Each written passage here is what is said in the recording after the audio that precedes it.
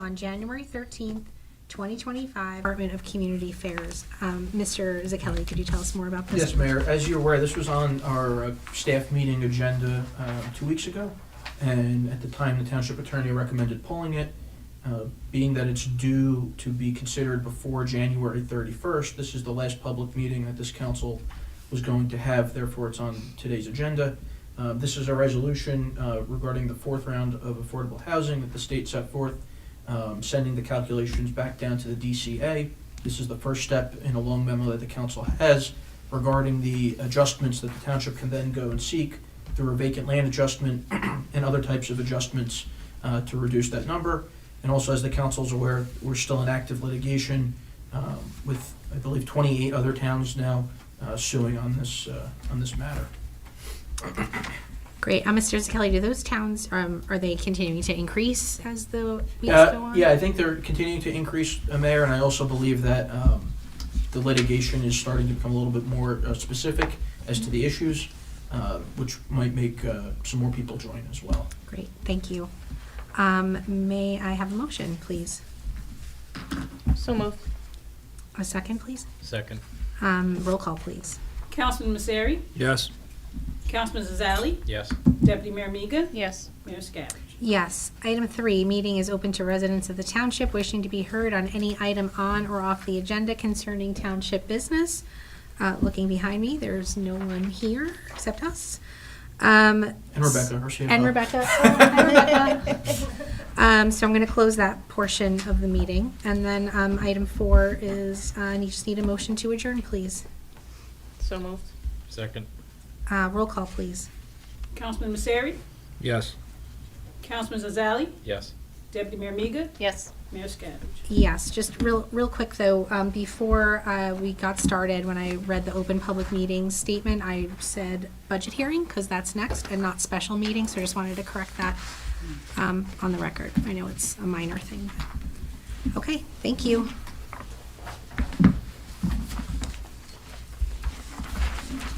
Do you want to read a new open public for the budget hearing? Yeah, can you read the original one, Okay, Mayor? yep, so I'll read the original, Original budget. the hearing. budget one. Yep. Okay, perfect, so we're gonna roll right into it? Okay, you gotta wait till 5:10. Oh, 5:15. 5:10? 5:15, 5:15, as right? per, yeah. Okay. Okay. So we'll start up at 5:15. All right. Sounds like I could have Andy Hey, Joe. take a break. Do we do that? Yeah, I'm gonna do that.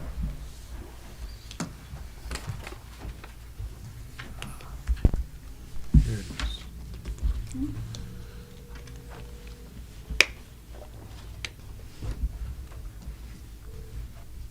So we're just gonna take a break till 5:15 for the budget hearing to start. All right, I'll put the switch back on it. You can keep it recording, and I'll just put the switch back on at 5:15 if that's easier for you. Okay. No, we're done, that's already done. So we're gonna resume at 5:15, 10 minutes with public hearing. Yeah, let it run, and I'll put the green switch back on, and then we should be good. Only a public. Cool. Also not one by one. All right, text me if it's not. Oh, no, you're not. Just one. Do you want to pull another chair up for the department heads? No, I'm gonna Oh, you're- do oh, I'm just gonna do the first portion and Okay. then. We're gonna do Marisa first so she can get out, and then we'll go back with our regular order.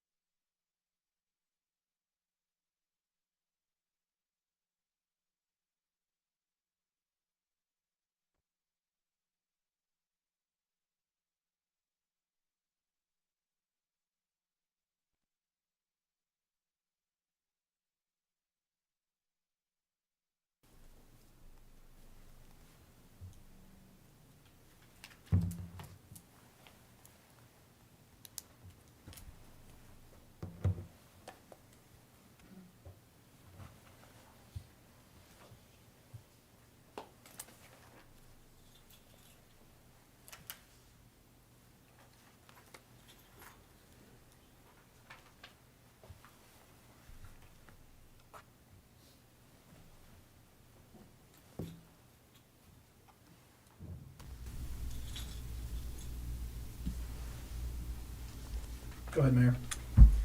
Okay, good evening, everybody. May I have roll call, please, Madam Clerk? Councilman Misery, Here. Councilwoman Peterson is out. Councilman Zazali, Here. Deputy Mayor Miga, Here. Mayor Scavage. Here. Adequate notice of this budget hearing was duly provided to the Verona Cedar Grove Times and the Star Ledger by email on January 13th, 2025, filed with the Township Clerk and posted on the Public Bulletin Board in the Municipal Building lobby in accordance with the Open Public Meetings Act. Item number 2, public comment. Is there anyone here wishing to give public comment? Seeing none, that ends the portion of the meeting. Item 3, we're going to get into our budget hearing now, and we're going to start with Marisa Come on up, Randolphi. Marisa. Mayor, if I may begin, Yep. this is just the appropriation side roughly of what the 2025 estimated budget's going to be. We're a long ways from finalizing this, as the council's aware. We still have to finish up our ADS, our debt statement, our AFS, our financial statement, and calculate some cap calculations. The goal of tonight is to get a rough picture of where things are at, some increases that are unavoidable, as well as some things that we hope to see changed over the next year. This is the first year that we are presenting the budget on Edmunds, and the template that you have in front of you and that's on the screen is from Edmunds Software. As the council's aware, there was a $100,000 capital ordinance appropriating the service that allowed us to do this. Next year, hopefully, when the software is integrated on all the computers, everyone will have their budget templates done through the software, and it will migrate nicely into this. Some of the numbers on here, and I'll explain it as we go through, were taken when I began the budget prep back in October. That's why they may not be totally current. However, that being said, next year you'll see live data, and also some of the data from here was converted from the old GFMS system into the new Edmunds system. That's why a lot of the lines, and kudos to Rebecca, have been consolidated, have been organized, and hopefully this makes it a little bit quicker and a little bit more streamlined, knowing that office supplies just covers office supplies and not each individual item accompanied therein. We're going to start with rec today. Hi, Marisa. Hi, How are you? good, how are you? Good. I want to point out some things in rec, starting with the full-time salary and wages. As you can see, this number is $156,325, and that's an increase from the $90,000 that was appropriated last year. And that's not because everyone's making a lot more money, but what happened here was 2 salaries were previously paid full-time out of the swimming pool utility. And in an attempt to strengthen the swimming pool utility and make it a little bit more self-sufficient, self-liquidating, we're trying to pull half of the salaries out of the pool and putting them into rec. Whether this works or not, we'll know once we get closer to our cap calculation, and hopefully do it in a way that allows us to, sustain a current fund of a moderate increase while helping the utility.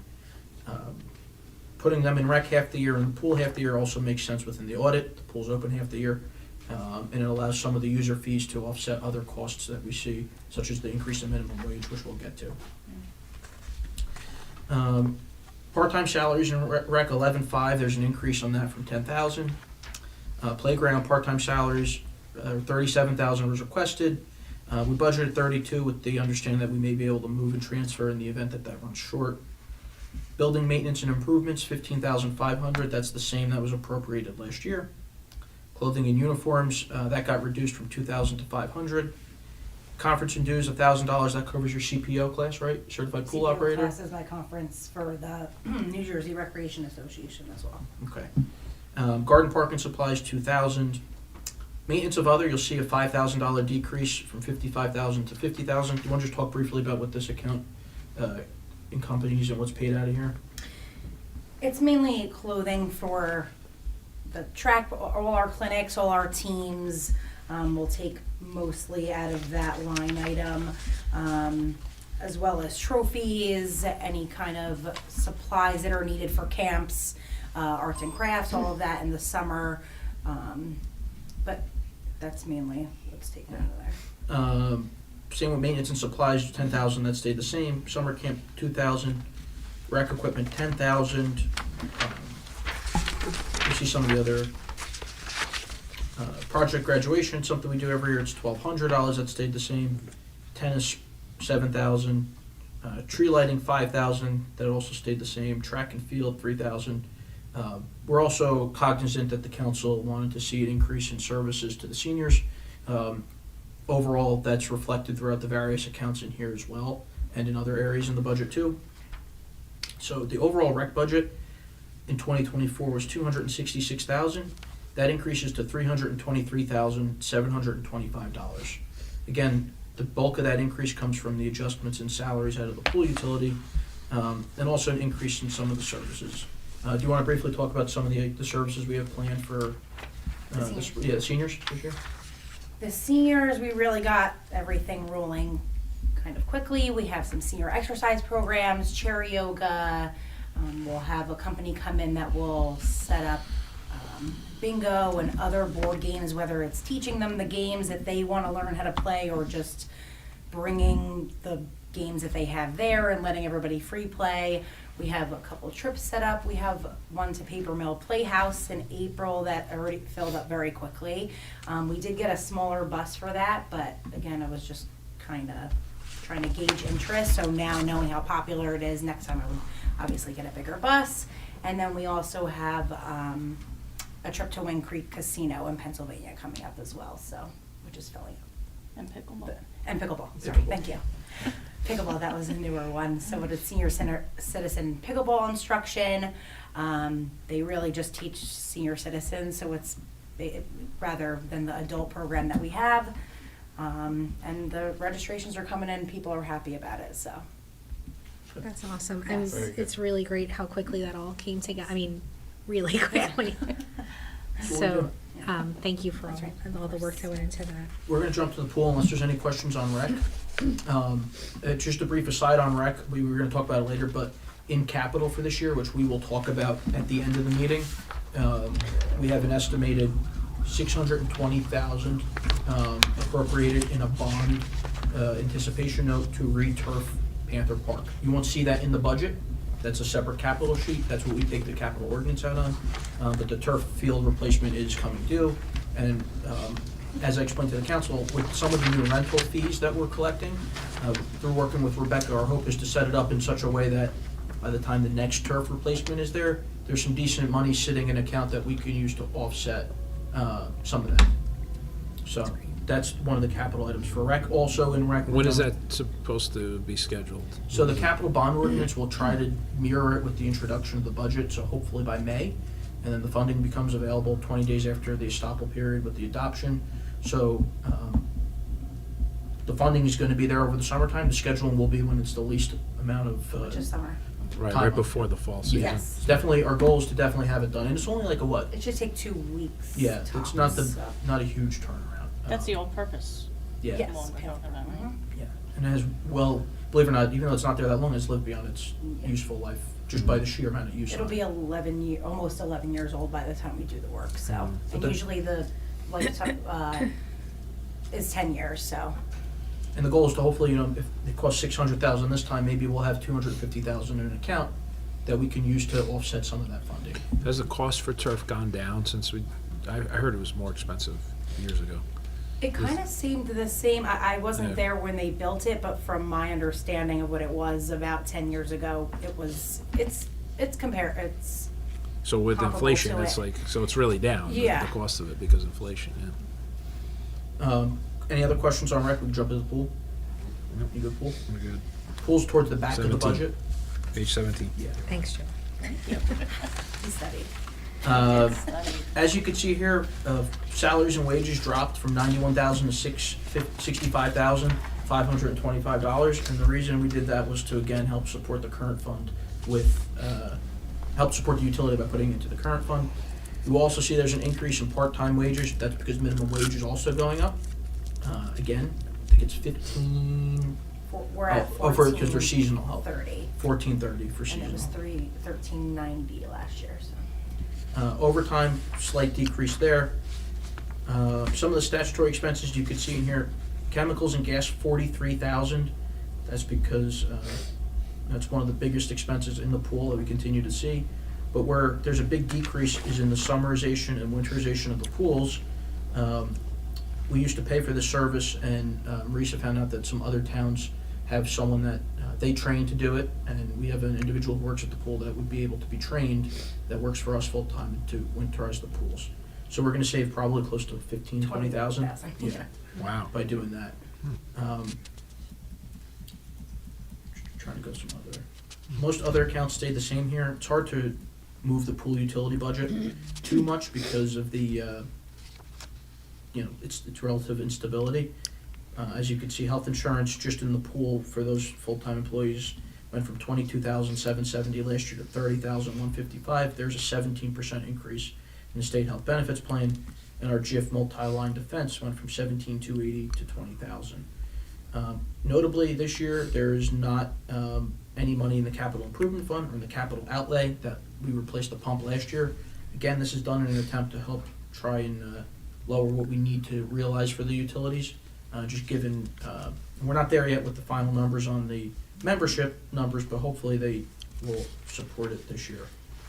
Overall, the pool budget, the debt service is the same, actually a slight decrease in debt service, 113,387.50 to 111,500. Any questions on the pool budget?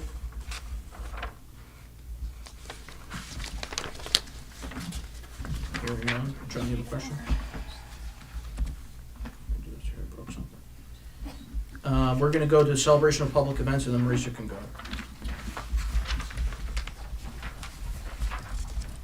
What page is that, Joe? Pull it up right That is page 9. Thanks. There's a overall $6,000 increase in this budget between Real Panthers Wear Pink, fireworks, and Memorial Day picnic. Overall budget account last year is $26,000. That was raised to $32,000 this year. So trying to make some events a little different, a little bit more special. Adding $1,000 to the fireworks as we always do, which really just covers some of the administrative costs as well. Any questions on this? Anything left for Marisa before we move on? Great job, Good to Marisa. go? Thanks. All right, you're good to go, Thank Marisa. you. Thank you. Rebecca, Thank come you. up. Well, I'll go late.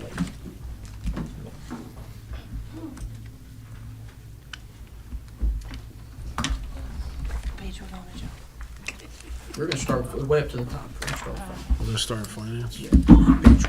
Oh, page 1. The name I did, I see that. All right.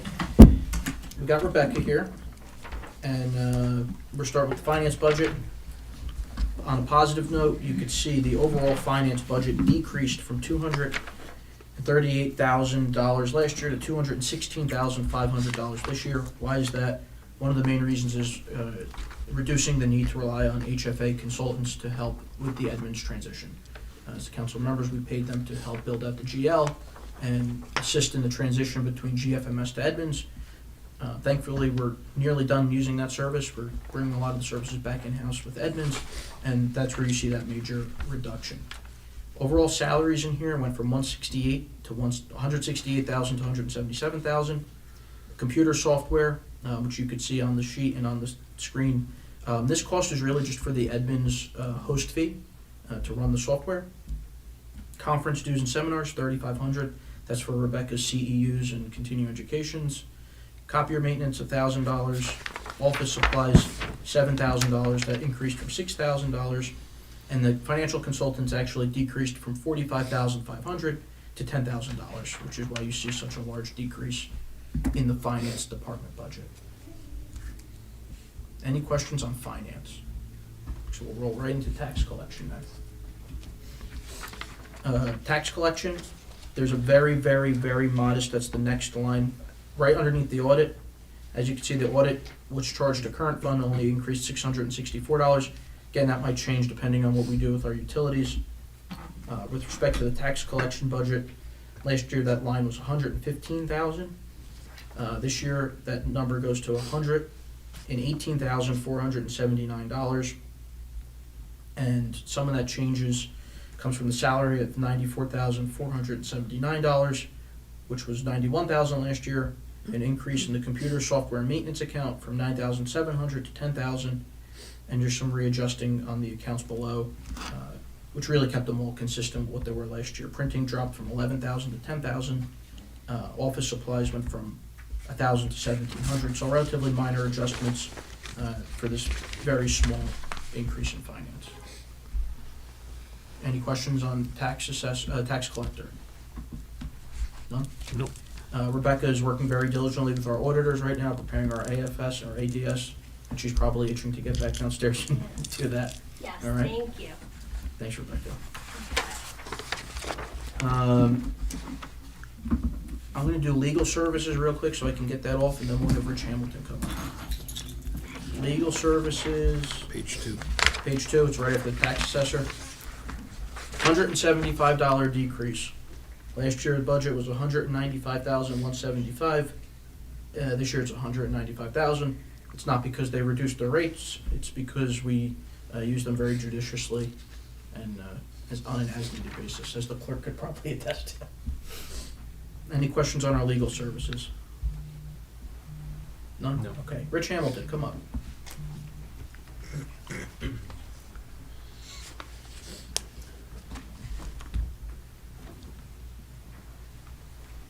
Hello, everyone.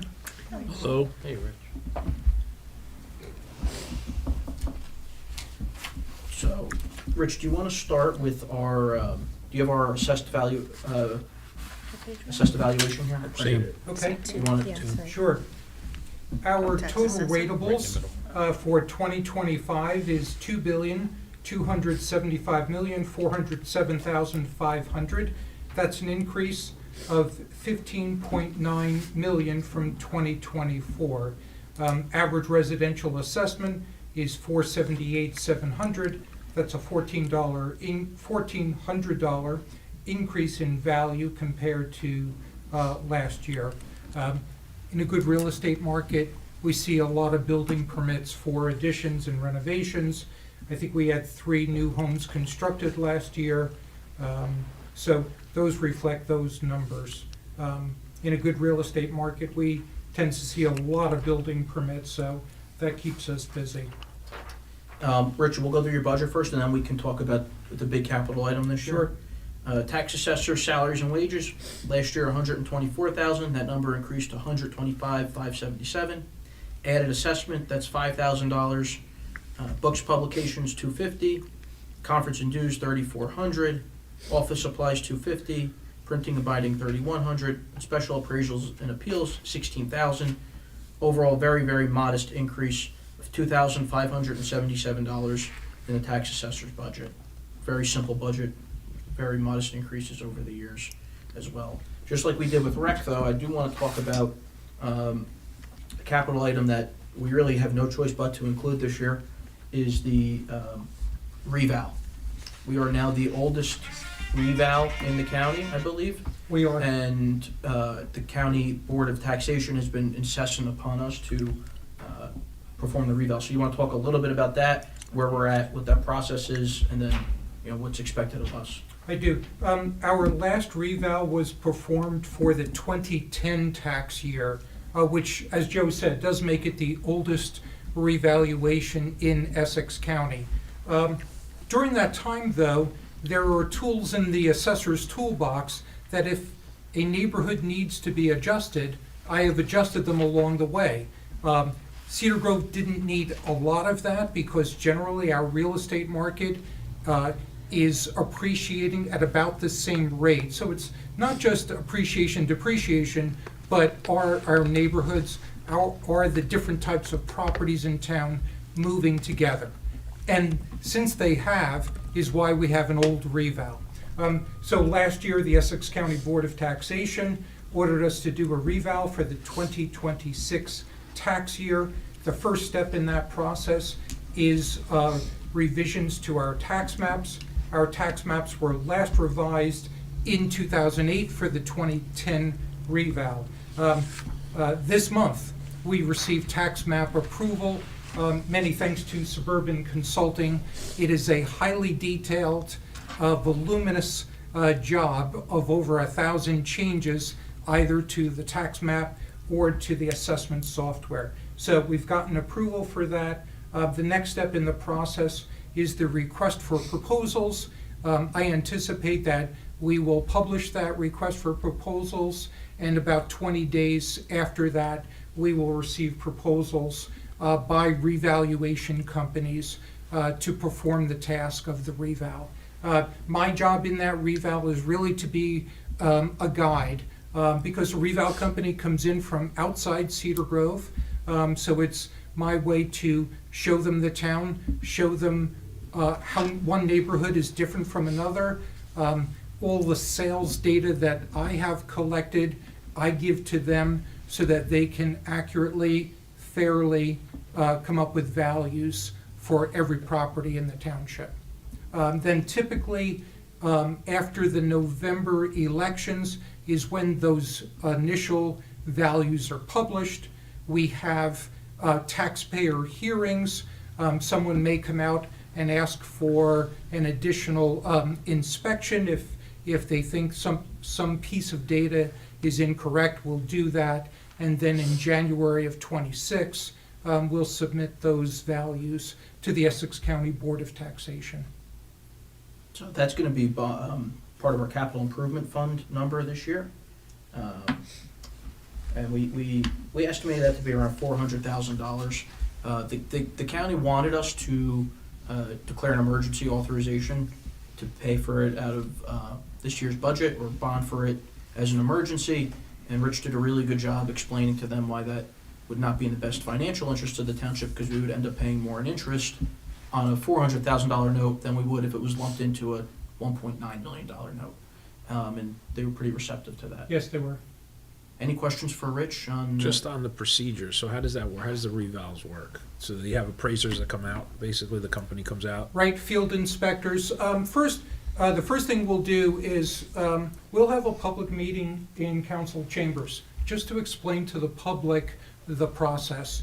And then before they begin inspections in any and all neighborhoods, they will mail to those property owners to say, hey, beginning on this date, we'll be in your neighborhood. If no one's home, we'll leave a postcard or a letter for you, and then we can come back and do the interior inspection. But while they're there, typically they will do the exterior portion of the inspection, a lot of measuring, notes, noting the condition, size, all the factors that they use to estimate the value of the property. And that typically would be about a 6-month process for both residential and commercial properties. And then, as I said, after the November elections is when those initial value letters will go out.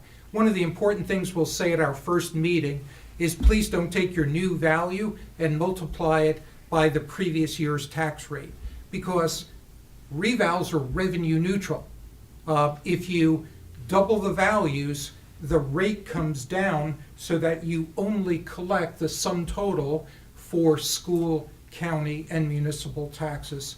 So that's one thing we try to allay that fear, is that don't take your new value, which generally, if you're a 2010 to a 2026 reval, your new value most likely is going to be higher. So if all the values are higher, don't use the previous year's rate. I'll say that a few hundred times in the process. And then taxpayer hearings, and then publish those values. Just like this year, we're sending out the postcards on about February 1st, and that'll be the same for next year. And then if people disagree with their values, they have the right to challenge that value. So on the capital budget, that includes the mailers and everything else, not just what we It's estimate all included. Yes. And that's, I put a figure in there just to placehold it.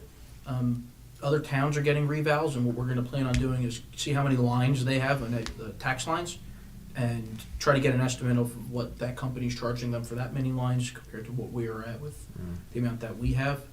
There's not many companies that do it, so you're kinda at the whim of probably 2 companies in the state, right? Yes. And again, it's, it's not a professional service, right, so it has to go out to bid. So at that point, you're stuck with the lowest responsible bidder, I guess.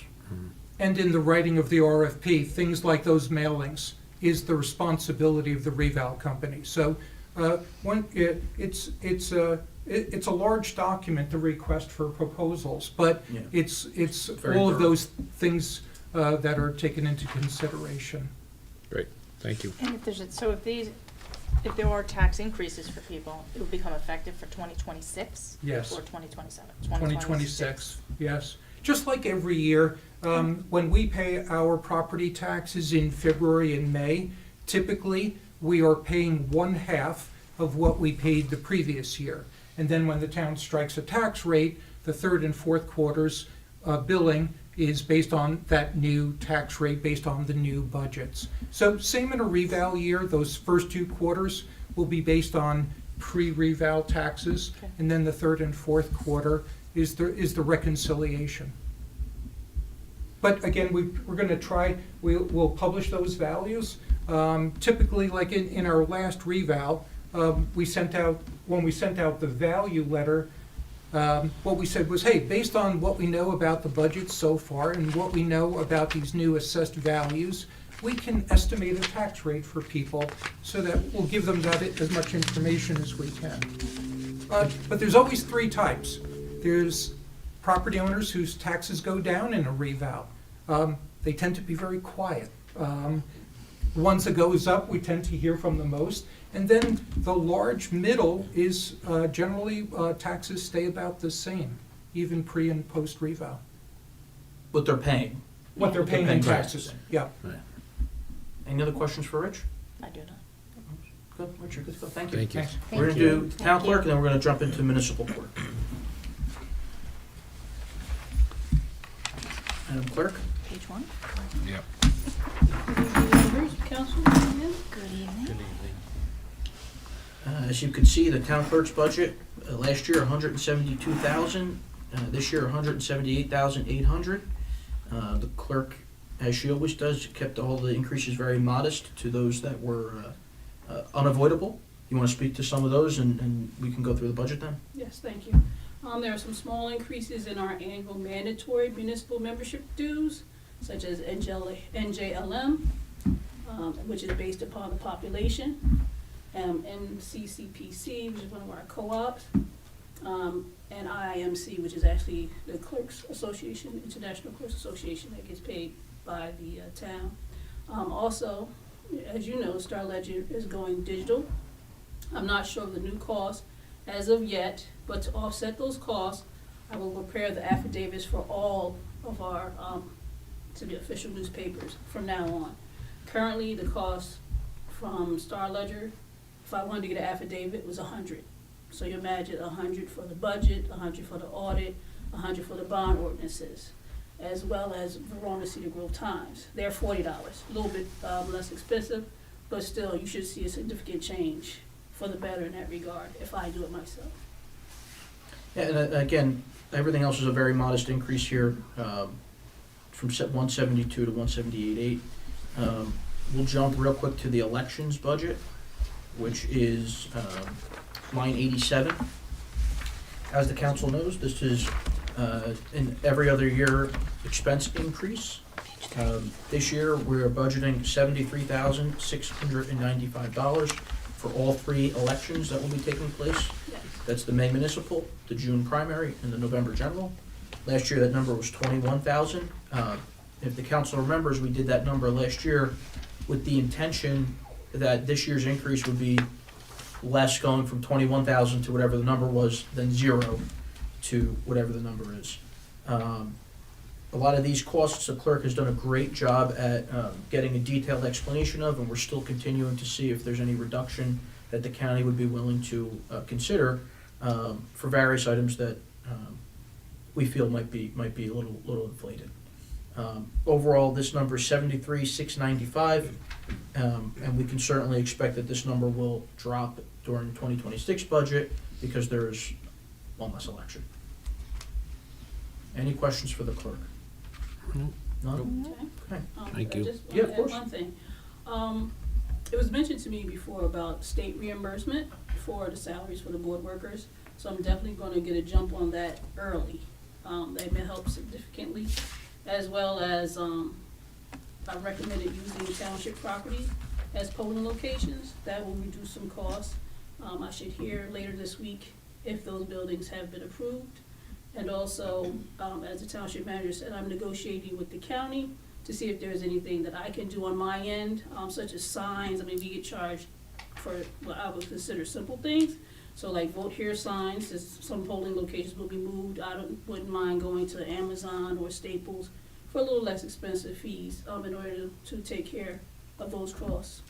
So, Thank you. Great, thank you. thank you. Thank you. Thank you. Judge Candido, you're in the hot seat. Oh, how the tables have turned.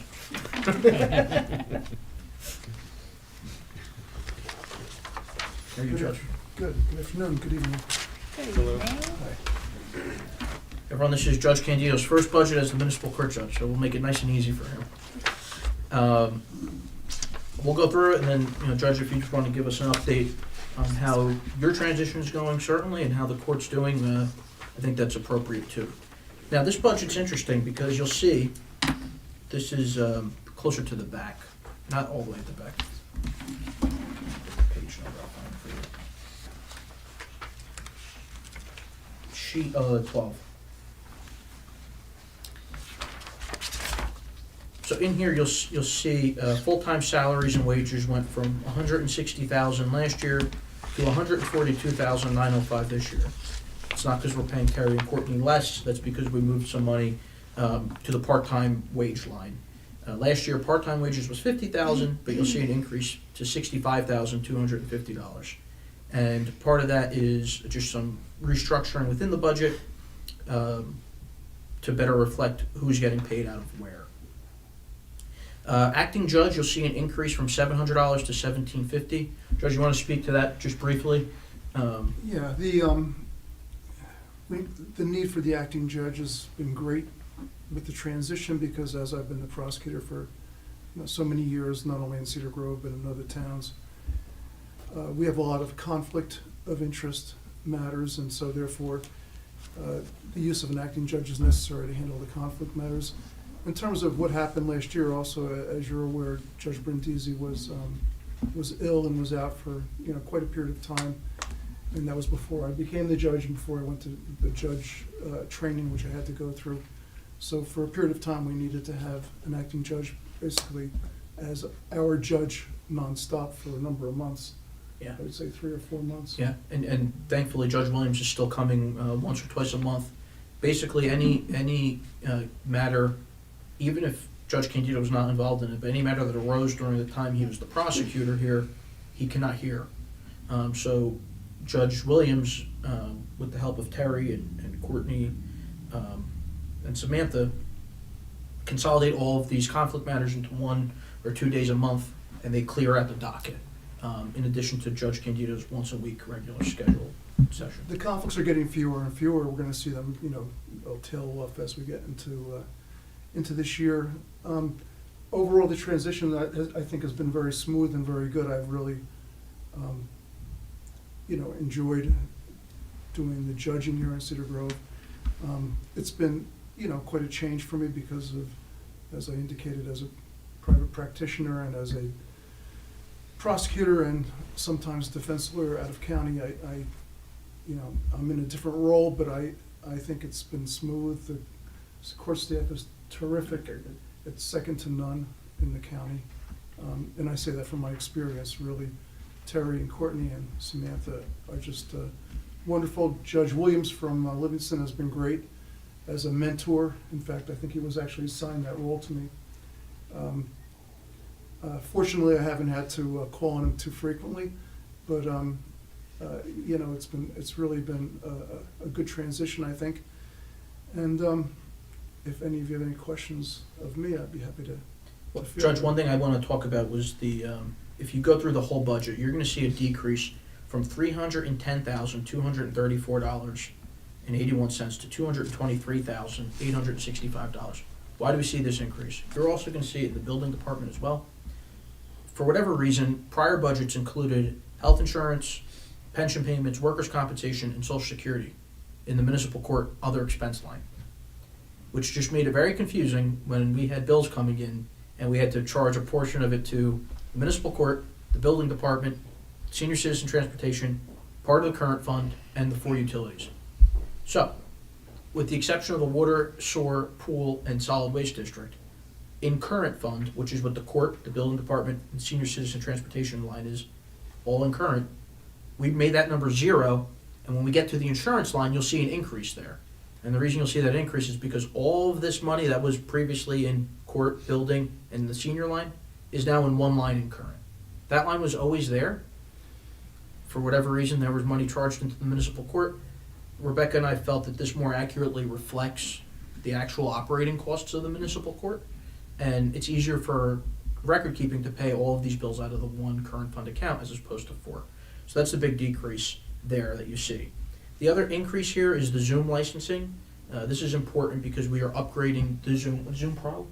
It's CRC, is a CRC license, which gives us the ability to zoom in with the jails. Right. And Judge, you want to talk why it's more important that we could zoom in with jails now? Well, yeah, it's absolutely necessary because now that we've come out of COVID, we're, issuing more warrants. There's more individuals that are going to get picked up, that are going to be brought to the jail that need to be accessed on our Zoom court. So without having the access to the jail, we would be in trouble in terms of people getting released, and then we'd be at their mercy as to whether they show up or not and take care of their cases. We're taking care of a backlog. Warrants are being issued.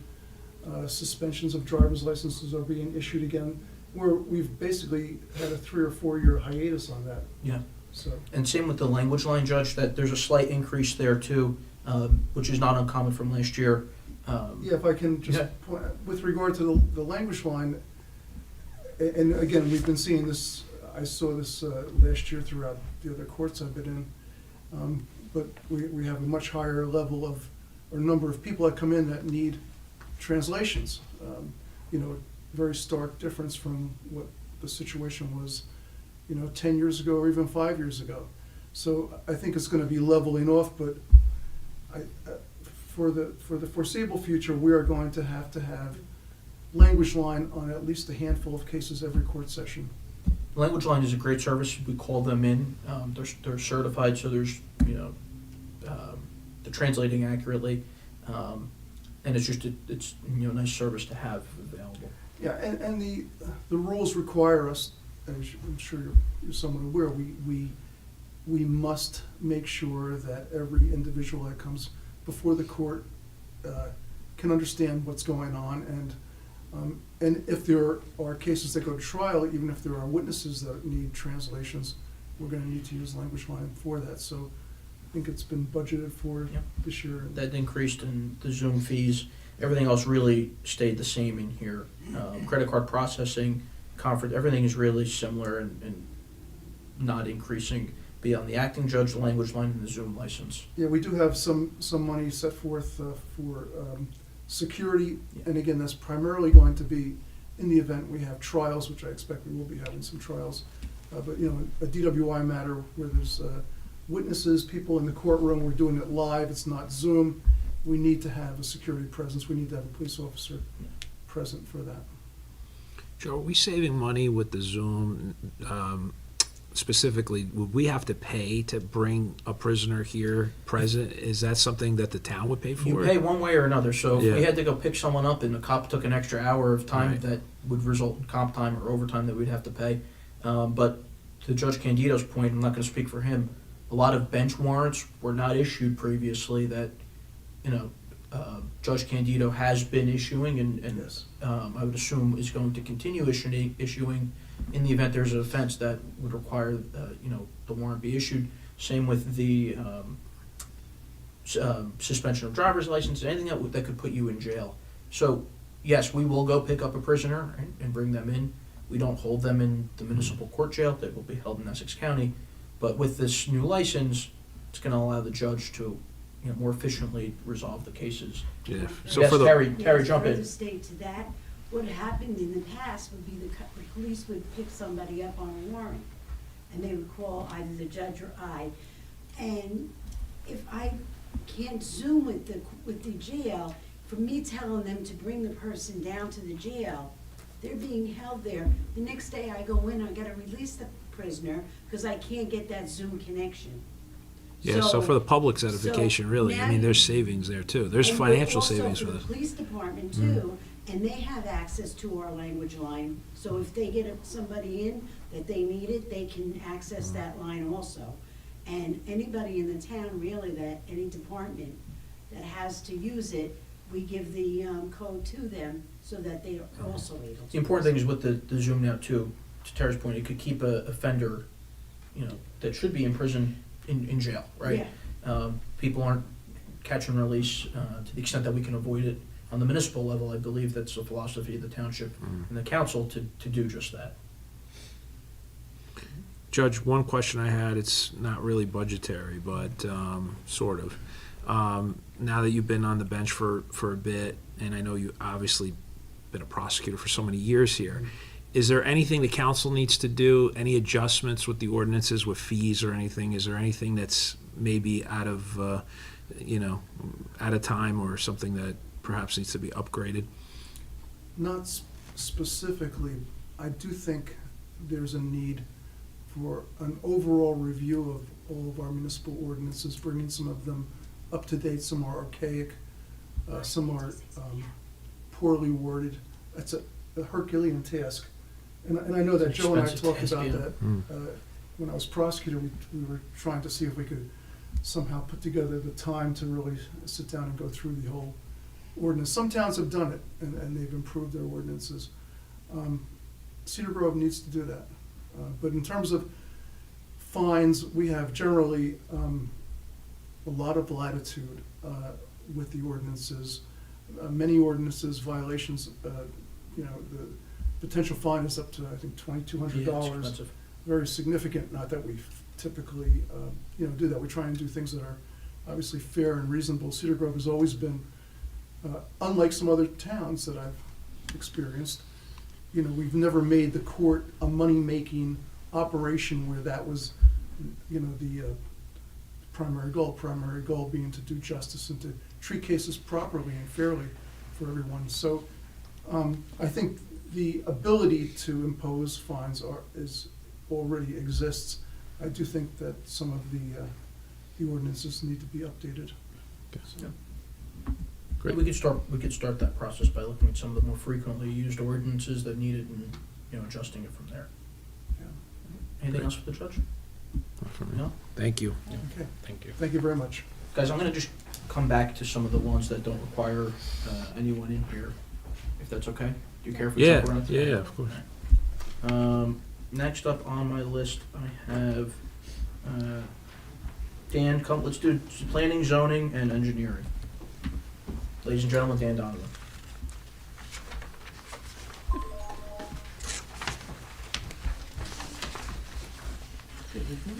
Hey, Dan. So, everyone, as you know, Dan is our Director of Zoning and Planning, and works in our engineering office. Dan, how long have you been here? I've been with the town 28 years. I didn't feel you need a hand signal or Where's not. the That was- Which is one year more than I've been alive.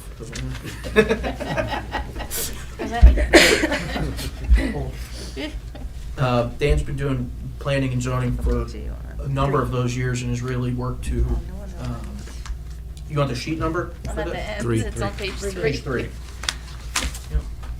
Dan has worked to, help modernize planning and zoning. As the council is aware, previously, the planning and zoning coordinator position was a full-time role that assumed a $65,000 a year salary. Since that retirement, we've no longer, and pension and health insurance costs in addition to that dollar amount too. Since that retirement, we did not replace that, but rather appropriated some monies to another employee who's doing the job, and she's doing a great job at that. That's Tony Mercy. So you'll see in the planning budget, full-time salaries and wages of $7,500. You'll also see the same $7,500 in zoning. That's the additional money that Tony receives between the two boards for her service as planning and zoning secretary. The attorney line in planning and zoning did increase $1,500 from $6,500 to $8,000, and the reason for that was the attorney was opining on some more matters that we are now trying to push through client escrow. The town's philosophy, at least now, is that we shouldn't be funding a planner or zoning board attorney who has questions that he's answering relating to a client's application. The planning and zoning board attorneys to guide the township and guide the township's ordinances. Beyond that, the client posts escrow money. If they have questions regarding their application, we could charge it out of the escrow. So there's a little bit of an increase there. For the planning board, conference and dues, $250, and that's for the any planning or zoning courses for any new members. One of the important lines here, and Dan's going to speak to this too, in the zoning line, is the SDL software, which you'll see was $0 last year and now went to $17.50. Do you want to talk about that a little bit? So what that does and how it integrates with the building department? Yeah, so what that is the building department already has that software and has had it for a number of years. They can just at the swipe of their computer pull up any permits that were taken out on any given property at any time. It would help the building department, and it would certainly help zoning if we had zoning included on that. So we've talked about that. I've discussed it with the building department. It would definitely be a win for the town. It's really about modernizing and streamlining, what we do. The way it had been done in the past was old-fashioned. It was literally in a notebook, and if you didn't know where that notebook was, you couldn't find that information. But this way, the building department would have that information on their computers. We'd have it on ours. The planning and zoning coordinator would have it on hers. So it would definitely make life easier and certainly speed up any processes, as far as approving or reviewing zoning applications.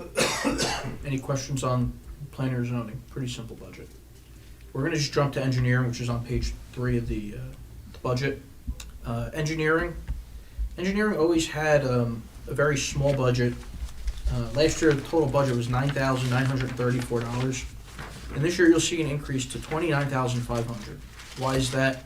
Again, we're trying to support our So I'm sorry, what page? 2, starts on 2. page 2, ends on 3. Sorry about that. Thank you. So you'll see that line, 501-20-0165-2024. What you'll see is that line is for SCE, Suburban Consulting Engineers. That was always paid out of the utilities. And again, to try and support the water utilities, it's important that we practice what we preach. If we do a rate increase, we should also be adjusting and monitoring the appropriations in there as well. So we're trying to take out from these utilities expenses that we could try and slowly integrate into the current fund, whether it's a salary, whether it's another expense, whatever that line is. So we're going to start this year and eventually next year increasing the consulting contract. It's still in the water and sewer utility as well, but it's also going to make an appearance in current year for $20,300. That brings the overall budget in engineering to $29,500. Everything else remained the same, but for that increase in SCE. Dan, you want to talk about that a little bit? Your experience with the consulting engineers and the cost savings we've incurred with that. Yes, so Alexandra Handel is the engineer who we've been using, that is, employee of Suburban. She is here 2 days a week, Tuesdays and Thursdays, and it's been seamless. I honestly wasn't sure how it would work from transitioning from a full-time engineer to having a consulting engineer, but she's always very reachable by email or phone. And she's been outstanding, so I'm impressed. It's a great company, Suburban, and they know the town very well. She's very familiar with every aspect of the town, so it's really been a seamless transition. And if it saves the town money, I mean, it's a win-win. You want to talk about the road openings? We realized in revenue north of $150,000 in road opening permits. Yeah, so under the old engineer, older regimes, we had road opening permits, curb cutting permits which we still do, but we've upgraded that. I mean, Do you remember what the fee was to open a road? I paved do. It was between $5 and $10, which is, I mean, unheard of in any municipality or city. So one of the first things that Alexandra did was to really revamp our permits. It's now a $100 permit, just the permit fee itself, which is not excessive in any way. And then there's inspection fees, and depending on the scope of the work, that that can go up and or down. Sometimes we have to hold money, in bond just upon completion to make sure they repair the road right and it stays repaired, basically. So she's done wonders. We also have Dan to thank for working with Greenship to bring in our electronic recycling. Council's aware that was considered on the last council meeting. Dan's our recycling coordinator in the town here. Well, thank you for that as well. So yes, that will, again, another win-win for the town. It will not cost us a penny to have that put in place, and in fact, we'll make some money off, depending on what they're able to recycle from our electronics. We'll get a certain percentage per pound. So it's good, and we get, I mean, in this day and age, people are always replacing flat screens, computers, so we have quite a call. Where can we get rid of our electronics? Garbage, solid waste won't take it. The county does offer it twice a year, but you have to either wait till May or October when the county runs it. This way, it'll be at our recycling facility, and it can be used Monday through Friday all day, and Saturday's half day. So it'll be a good addition. Any questions for Dan? No? Thank you. Dan, good to go. Thanks for coming. Thank you. All right, stay on page 4. We're going to jump with the construction official now, James.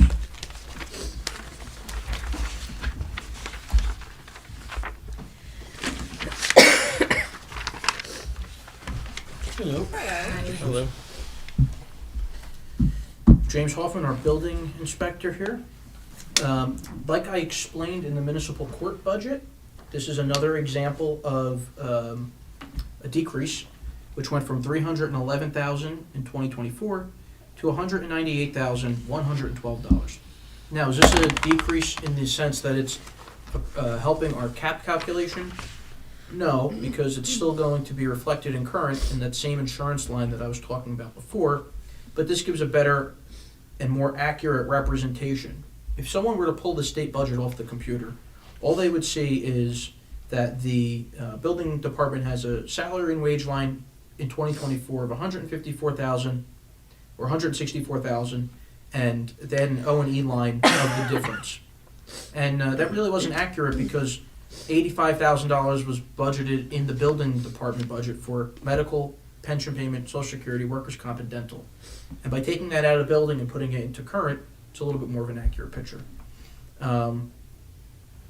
James, we did increase the budget a little bit for the SDL software, which is what Dan talked about a little bit. Do you want to talk about what you guys use that for? That's your bread and butter, right? That's everything. Yeah, that's everything.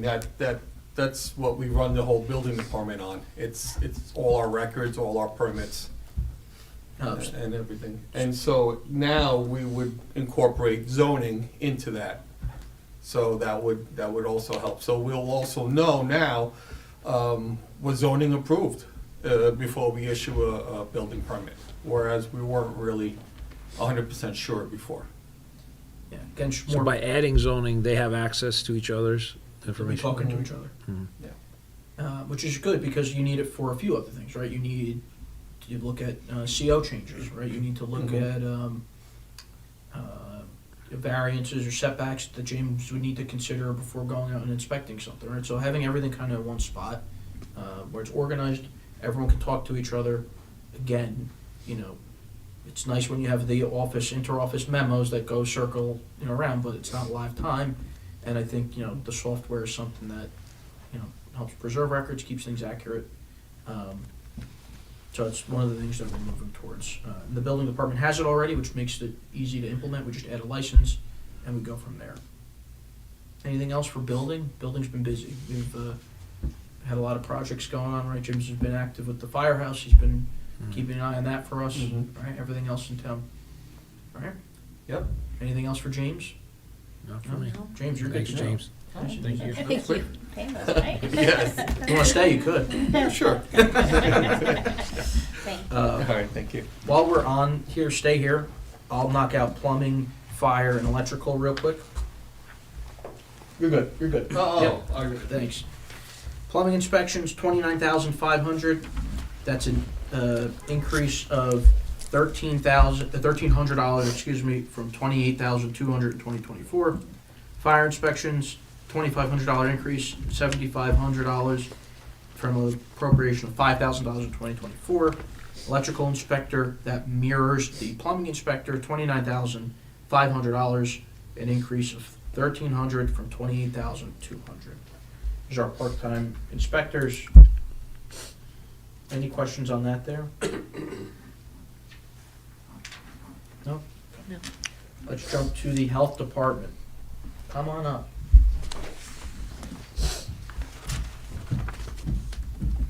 Hi, Amy. How are you? Everyone, this is Amy. Nice to meet everyone. Dee. Amy.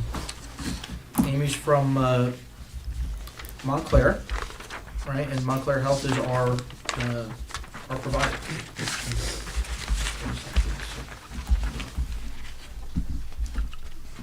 It's been great working. Yeah, page 8. Trying to keep it as tight as we can. It's been great working with Amy. You're relatively new in the role still, right? You're here just over a year? No, almost 2 years. 2 years, okay. Yeah. So, and we have a good working relationship with Montclair Health Department, and, you know, we're pretty active. We're gonna work with Councilwoman Peterson to talk and scope out the Health Advisory Committee too, and which I'm sure the council will be getting recommendations on as well. Health Department, we'll start right here. Salaries and wages, that line's $60,000 increase from $58,000 last year. Conference and dues decreased from 1,000 to 500. Deer carcass removal, 3,000. All these numbers, again, because they're in the O&E line, they can go between any of these accounts, and they're, you know, pretty fluid. The big item in here is the Montclair Health Department contract, which I believe is a fixed contract, and it increases 2% annually. Right, and Oh. we're in our 5th year. That's it then, right? Yeah, so then we'll be talking later. Oh, who do I have to talk to about that? Me and then the manager. Drive the price down. That's what we want. We get really good deals on that. Tell Michael Polo I'll call him tomorrow. We can get it done quick. We'll see what we can do. No, but seriously, Montclair's been great for us. They provide a number of resources, including free blood pressure screening on the 3rd Wednesday of the month. That's important. Our town hall staff uses it, but it's also open to the public. So if the public wants to Senior come, buildings Yep. as well. it's important, and, you know, it's something I look forward to every 3rd Wednesday. And hopefully my blood pressure is lower, depending on a multitude of factors. So overall, this budget went from 159,640. That's what it is this year, and it was 153 last year. So there's a $6,640 increase there. Something I wanted to talk about, we'll go through animal real quick and then we'll do senior citizen. Animal control, a very modest $1,748 increase. Our contract for animal control is with Wayne. I think as people are home more, we're probably seeing some more calls for animal control, depending on, you know, the time of day. Usually it's raccoons that are out, or We get some for animals that need to be, sick animals sometimes. They're good for responding for lost pets, lost dogs and things like that, and we just had a sick pigeon, an injured pigeon. you want to tell us about that? Her team was very Dee hands-on, rescued yeah. the pigeon herself and waited for animal control to come and get But it. I told her to wear good gloves now. Yes, Yeah. I wore good gloves and handled it. Yeah. Well, it was not sick, it was actually injured. The wing was The wing was messed up. damaged. But it was on Bowden, and it was during the time that the high school was out, so I wanted to get it before they came, so, And Wayne was here right away, picked it up, took it to a bird sanctuary, and yep. it's all good. Something I want to talk about too, this is out of Amy's control, but it's something that we need to all talk about collectively. The United Dial-A-Ride in the senior citizen transportation. As the council remembers, the Verona Township manager reached out because this line item was always $5,000 for the past 10 years. 10 years. He ran some numbers on it, and $5,000 is wholly inadequate to cover the costs of the service. I asked the council, I think we actually suspended the service right away because Yeah. we didn't want to have to pay it right away. And they were generous enough to continue it at the $5,000. But you'll see that this is budgeting the new dollar amount for the United Dial-A-Ride. That's why this budget goes from $29,000 in 2025 proposed to from $11,000 in 2024. That's a big increase. It's an $18,000 increase, but that's because that service for the Dial-A-Ride went up. I mean, people use it, right? So it's Yeah, it isn't a large amount of people that use it, but it is needed by people because it's, you know, the older folks don't have, I'm not gonna call Uber or Lyft. There aren't taxis anymore, and sometimes they don't get, you know, they don't have the ability to. Essex Access Link can help, but they're not always available for the purposes that they need it for. So I think we get something like, we have 100 and something folks who use it over the year. It's about average, maybe, you know, 100 to 75. It changes every year. It's basically been stable as for how many use it. and we did increase the fee for the user as well. I think we went from $7 now as opposed to $5. 7 as opposed to For 5. one, that's not round trip. One way. That's the one that went in a certain radius of Yeah, it's the a township? limited access, yeah. Doctor visits and Yeah, it's for doctor things visits, like that, for hospital therapy. and, Yeah. right, okay. Any questions on senior transportation? No? This is separate and apart of the, what you'll see is the 14,500 is part-time for the senior bus. Which That's grown in popularity. it has grown in We've popularity. got, we average about 12 riders per ride per time. And the reason for that is, you know, I think the bus used to run every day. The bus used to run every day, now it's down to, Now it's down to Tuesdays and Thursdays one week, and then Tuesday, Wednesday, Thursday every other week. It didn't pay from a liability standpoint and from a cost standpoint to run the bus with one person on it. You know, we had our bus driver who was a full-time employee here, plus the one individual on the bus. It just was losing money and a great liability. So by reducing that, you know, we're able to provide the service to more people, which makes it, you know, better for us to do too. Have you looked into the county's Easy Ride program? We have not, but that would be something I think we should, if you have information you want to Because if you send it have to such me. low numbers, what they do is they've been working, this is really since the pandemic, and a lot of the buses were pulled off the road, you know, especially for seniors. So they're doing Ubers and Lyfts for medical appointments, grocery, you know, anything within a certain, you know, range. And then we were limiting it to so many rides per month, depending on what we wanted the, you know, budget to be.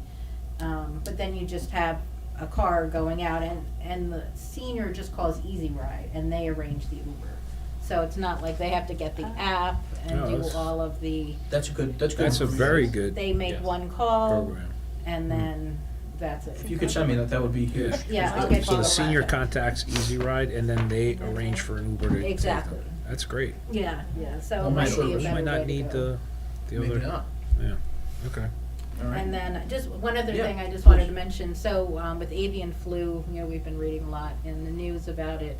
So I just sent Dee something about handling of birds. So residents, staff. Police officers. Right, should not handle the bird at this point. They should call NJDP. There's a hotline set up, and then they'll advise them depending on the scenario. So that goes for, so you should put something on your website probably Yeah. about that. And we're pretty good with public announcements like that. We're Okay. trying to be better with it, keeping up the website active. Yeah. As the council knows, we're updating the website too, so Great, so stuff I like gave that. you the language Perfect. and the press email to me release from the tomorrow, state. We'll get that out there. So that goes for, you know, it's a good tip. 'Cause you never know, like, you know, even DPW could be out in the park and they see a bird somewhere and. Yeah, you you don't know, think about it. They just go to pick it up and it's like second nature, so. Right. and we do have chickens that are being raised in town too, so we have to. Is there an ordinance that, Mhm. is it violative of the ordinance or, No, oh, you can have chickens? we have an ordinance that allows chickens, they're inspected, make sure that they fulfill. And then, but I wanna educate them about it too, so. Yeah. and she gave me some flyers to send out to them. That's news. I didn't even think we could have chickens, but if we can. There's several people I know. Yeah. that there's have about, chickens. Yeah, it's gotten much more common. and sometimes there's 4 people that have at least 3 chickens each. There you go. All right, anything else for health, you guys? Good? No. See, the rabies shots is coming out shortly. Yeah, February 12th. Is that, it's located here? It's Or gonna is be it at the library? It's at the library. Yeah, it's gonna be at the library. So you would take your pet towards the library? It's Yeah, not we're- in the it's right library, in- is it? Yeah, it's in the Oh, library. it's actually in the library? Yes, yeah, Oh. it works out perfectly, there's enough space.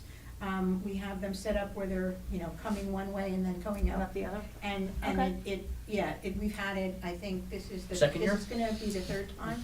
Just that You we- can tell I don't take the dog, my husband does. Yeah, and, we haven't had. I'm any afraid of problems. dogs, so I'm going nowhere near it. And for this time of year, there's more room for people to line up inside as opposed to outside in the Versus cold, freezing. where we had to here with the fire department. And it also obstructed, if the front apron was closed, the fire trucks were in and out, and it Yeah, was, so it could have posed an this issue. works out perfectly, the library's been wonderful, and, I just lock up when I leave.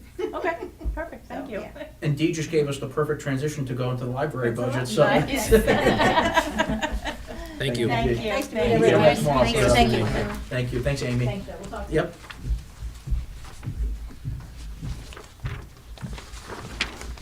Keep the birds away, council.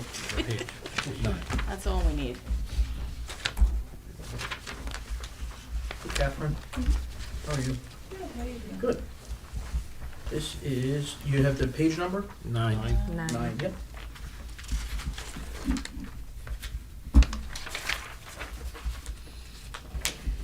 Alright.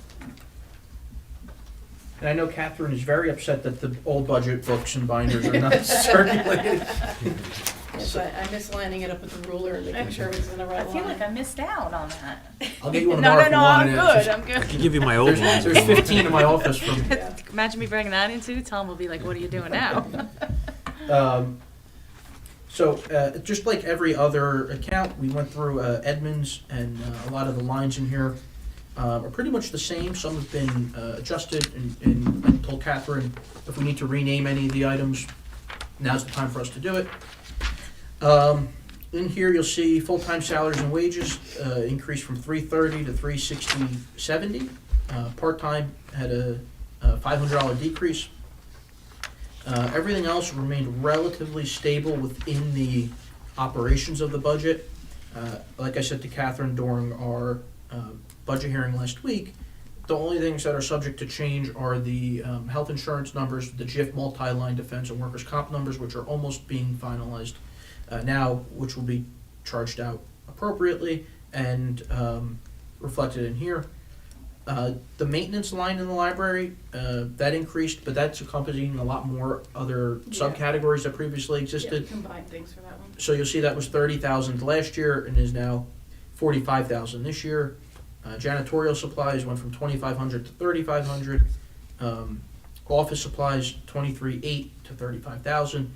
Some of that janitorial supplies is the town hall is now sharing the janitor with the library. It's our understanding through the library board that they eventually plan to go and do the floors this year. So to save some of the money with respect to the cleaning contract that previously existed, we're sharing the service now. I believe it's going relatively well. It is. Yeah. And it's good. Again, that's just another way of us reallocating resources. It all comes out of the same tax pot, and taxpayers appreciate when we can save them any dollar that we can. Anything in your budget you want to talk about? No, I mean, everything's pretty much the same, no big changes. Yeah. The services, like the programming and whatnot, That falls in office. yeah, office supplies, that's why you'll see an increase there from 23,800 to 35,000. There's a contingent account in here. I just want to talk about that briefly. That account is the difference between the state required millage and the other expenses in the budget. So right now, there's money in the contingent account, which would be, nice to touch into if there's a problem that you need to tap into after the health insurance numbers are lined out. Unlike the building department, the court, or the senior citizen bus, the library budget's outside the municipal appropriation cap, which is why the salaries and the health insurance of the full-time employees, the dental, and all of that is charged to the library for that reason. Any questions on the library? No. Nothing? Good? No? I just had one. Yeah. not to be annoying, but, I saw there was like a good increase for the books and publications. What's the plan? Is there a certain specific thing that's happening, or that's just We want a, to increase materials. Just There was materials some overall? comments this past year that they wanted more on the shelves, so. great, but- okay. Anything else for the library? No? All right, Catherine, thank you. Thank Appreciate you. it. Oh, thank you. Yeah. Pete DiGeronimo. We stole Peter from Northeast Equipment. Very good. Mike Gross. I don't know. Hopefully he's coming. Good evening, everyone. Everyone, you guys know Peter. Peter, a resident mechanic, jack of all trades, master of them all. Okay, I'm gonna get you guys the page number. This is, 7. 7?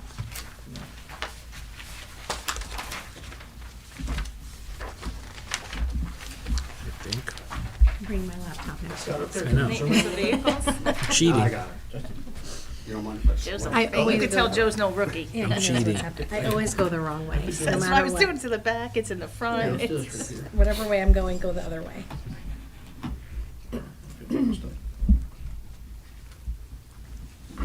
Just to help Peter. Is that better? That's better. Thank you. Equipment repair and maintenance, this is Peter's main budget. See, the salary has an increase from 98,000 to 100,000. Again, our goal eventually is to pull some of the salaries out of the utilities and put them into current to help with the appropriation cap. There's a $4,000 overtime line in there. For equipment repair and maintenance, other expenses, building maintenance improvements, $4,500. That was the same as last year. Building material and supply, $250. That was an increase there. A lot of the increases here are rather nominal considering the overall budget. Last year was $116,200, and this year is $116,250. The $50 increase again is just some adjustments, and we cut where we didn't have to spend, and we increased where we had to. One of the other main lines that Peter has is the vehicle maintenance and repair line for our DPW vehicles, which increased, I believe, to 32,000. I will pull that up now. We're at 40. 40,000? They're Yeah, at 40. 40,000.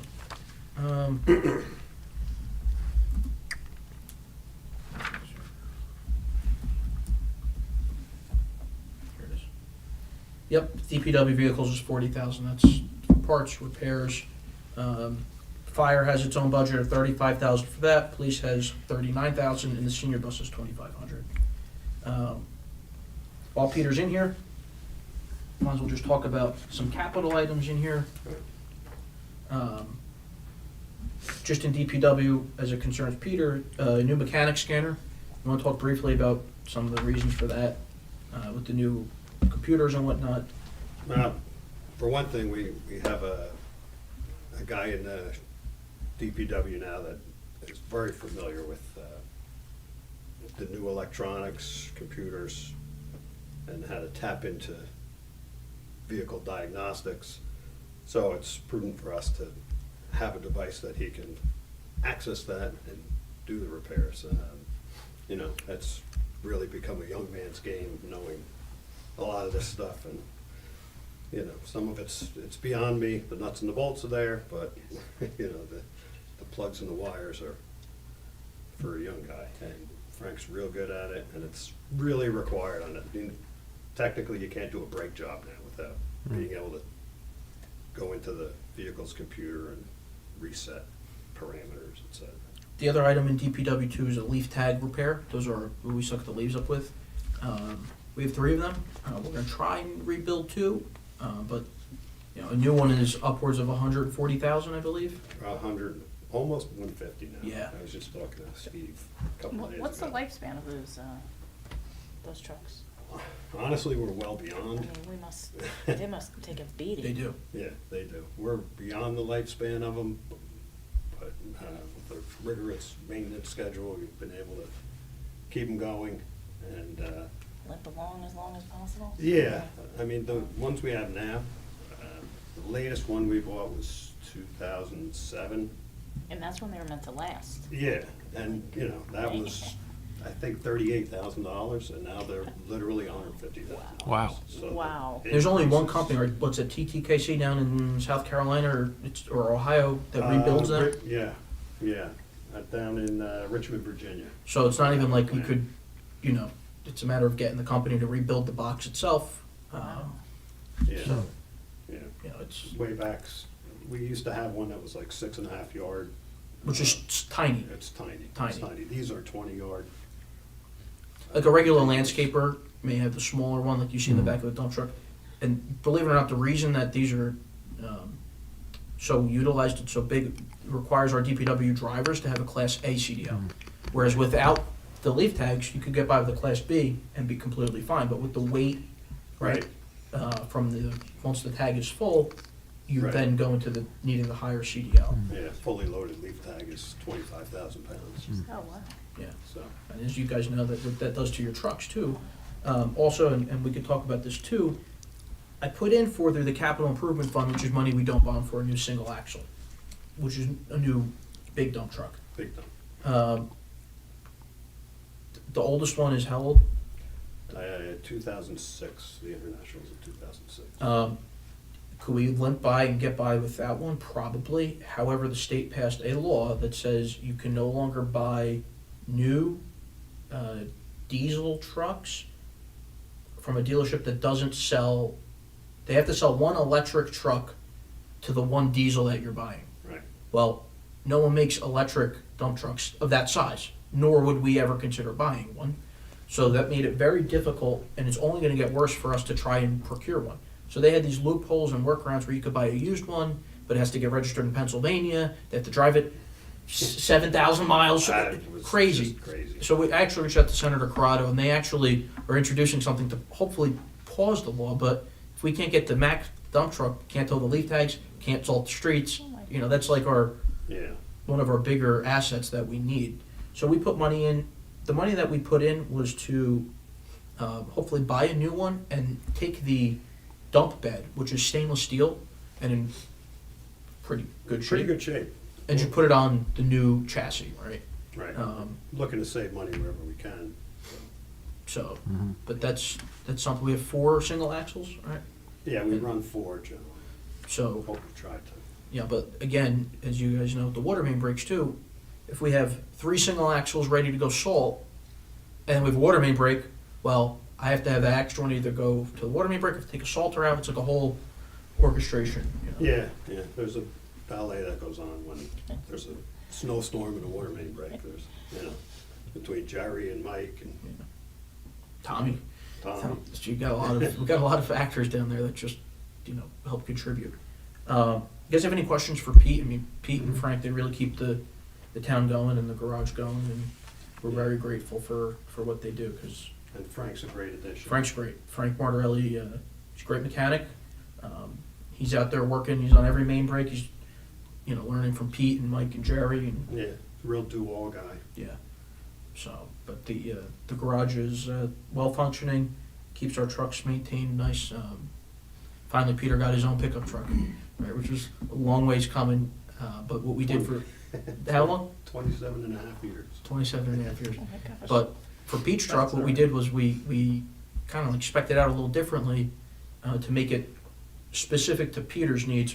There's a toolbox in the back, there's water tools, there's mapping. So whenever there's a water main break, if his truck's there, he's got everything he needs in it. He doesn't have to go to the yard, pick up what he needs. It's ready to go. Yeah. So we're just trying to streamline that process a little bit too. Anything else for Peter? No? Good. You're good to go. Thank you. Peter had a long weekend, so he needs to go home.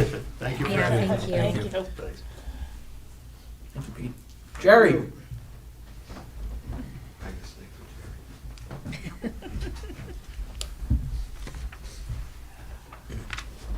Hi, everyone. Jerry.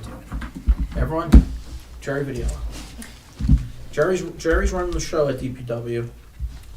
So when your streets are plowed and salted, and the parks are nice and green, and the potholes are filled, and the trees are cut, this is the guy you You can thank for Lane that. too. No, Thank you, Jerry. this is the guy you can thank for that. Jerry has a few budgets, so we're gonna start with the shade tree. I'll pull it up for you guys. That's way up, I believe it's sheet 3 or 4. Survey. Great. Shade tree maintenance. Yeah. So the shade tree budget, there's a slight increase here from 45,500 to 48,000. This is money we use to prune trees, to remove stumps, and also to replant trees. So anywhere around town, Arbor Day, when we put in the new trees, this is where that money comes from. Trees are a huge part of the budget, and it's a huge issue that I know the council's familiar with. We're very busy. I mean, Jerry's got a list that goes on and Never on. ending. Never ends. Just goes on and on. And what we're seeing is with a lot of the road work and whatnot, especially on Myrtle, we just saw one, an otherwise healthy tree, no car went in to put in a new gas main, and they ripped out a bunch of roots. And we're not paying for that, and they have to cut that tree down, but if the homeowner would like it to be returned, no car would pay in that instance, but anywhere else around town, we try to replant where we can, and get out. If there's a sidewalk that's impinged by it, or it's sinking or raised because of a root, we'll take care of it the right way. We'll do the sidewalk, which is in capital too. We'll talk about that separately. But that's the tree budget. Any questions on the tree budget? Just a modest increase there. Well, stay on that page real quick. Environmental Commission, $700 stayed the exact same as last year, just so I can get that off my list. Also, you're killing it there. Keeping that budget the Staying same. the same, Watch out. running a tight ship. We're gonna jump down to streets and roads. A little out of order here, but I'll find it for you. That's 6. 6.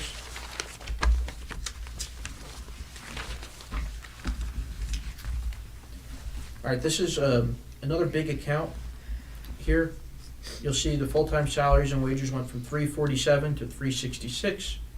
Again, some of that restructuring is pulling portions of salary out of the utilities to try and sustain it. In the event that the appropriation cap ever becomes an issue, they're gonna go right back in the utilities where they came from. Just going through some of these here, some of the big items, general equipment and hardware.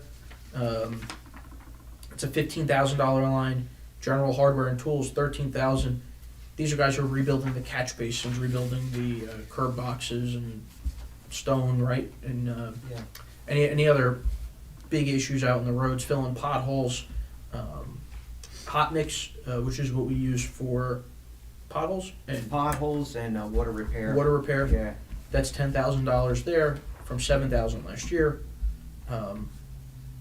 The first aid kit comes out of this budget, I believe. Yes. It's $100 a month roughly, and they come and they stock it. That way, it's always in compliance, and there's no issues with us having to monitor it. Catch basin repair and cleaning.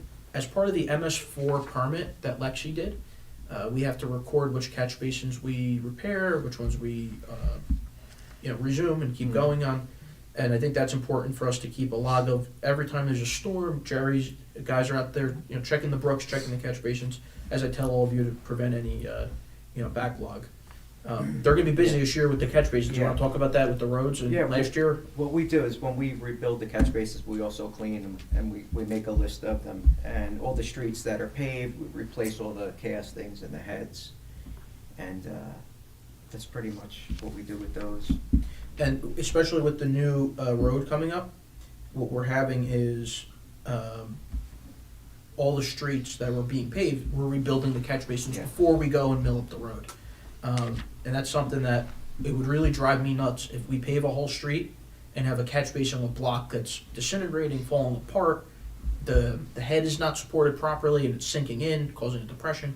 So we've got probably close to 50 or 60 between Carlson Parkway, Lopez Road, and Park Ridge Estates and the other streets that we're planning to pave, where DPW is going to go through, rebuild the catch basins, block it all out, Right, and we'll then inspect them prior to the paving this way, because after they pave.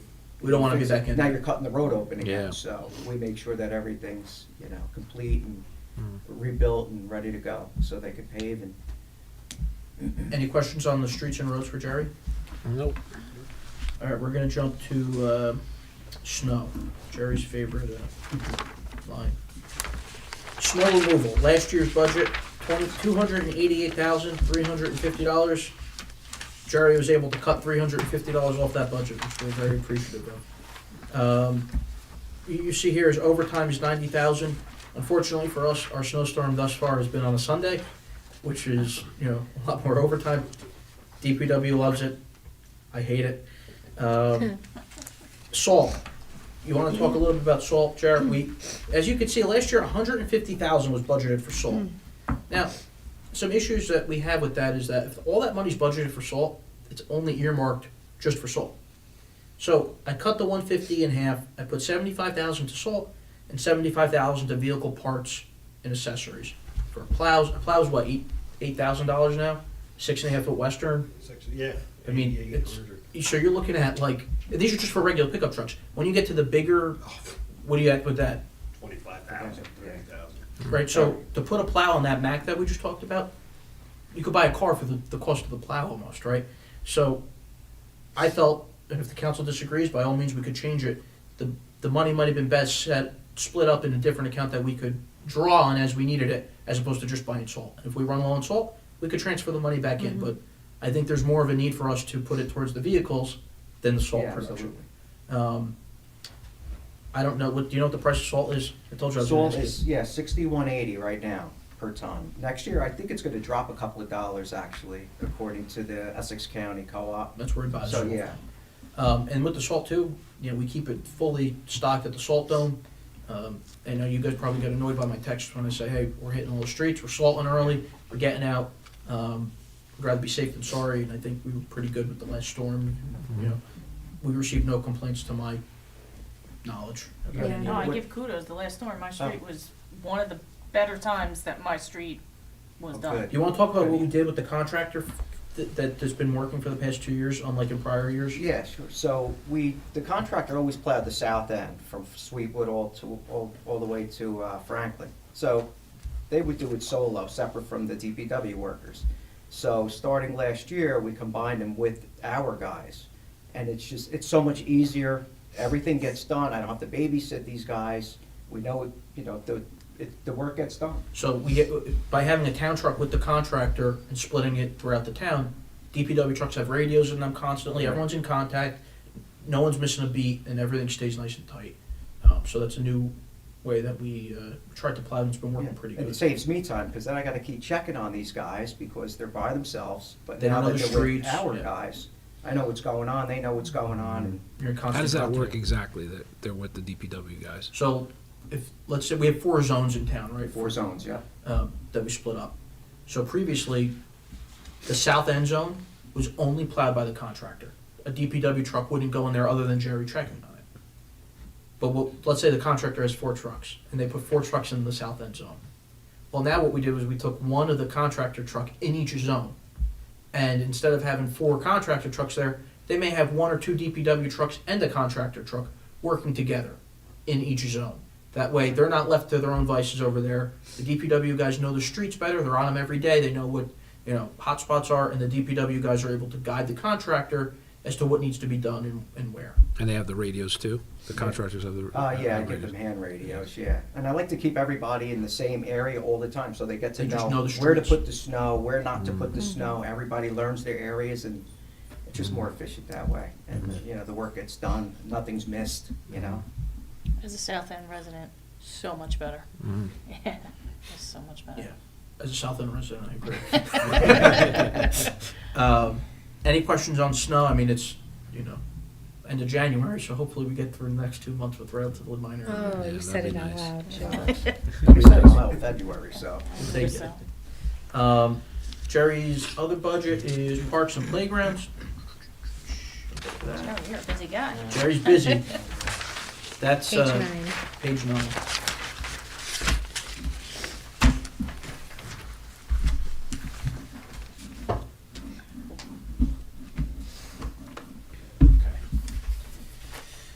Last year, salaries, 181, this year 215, 550. Again, we're not paying a lot more out, we're just restructuring who's paid out of where.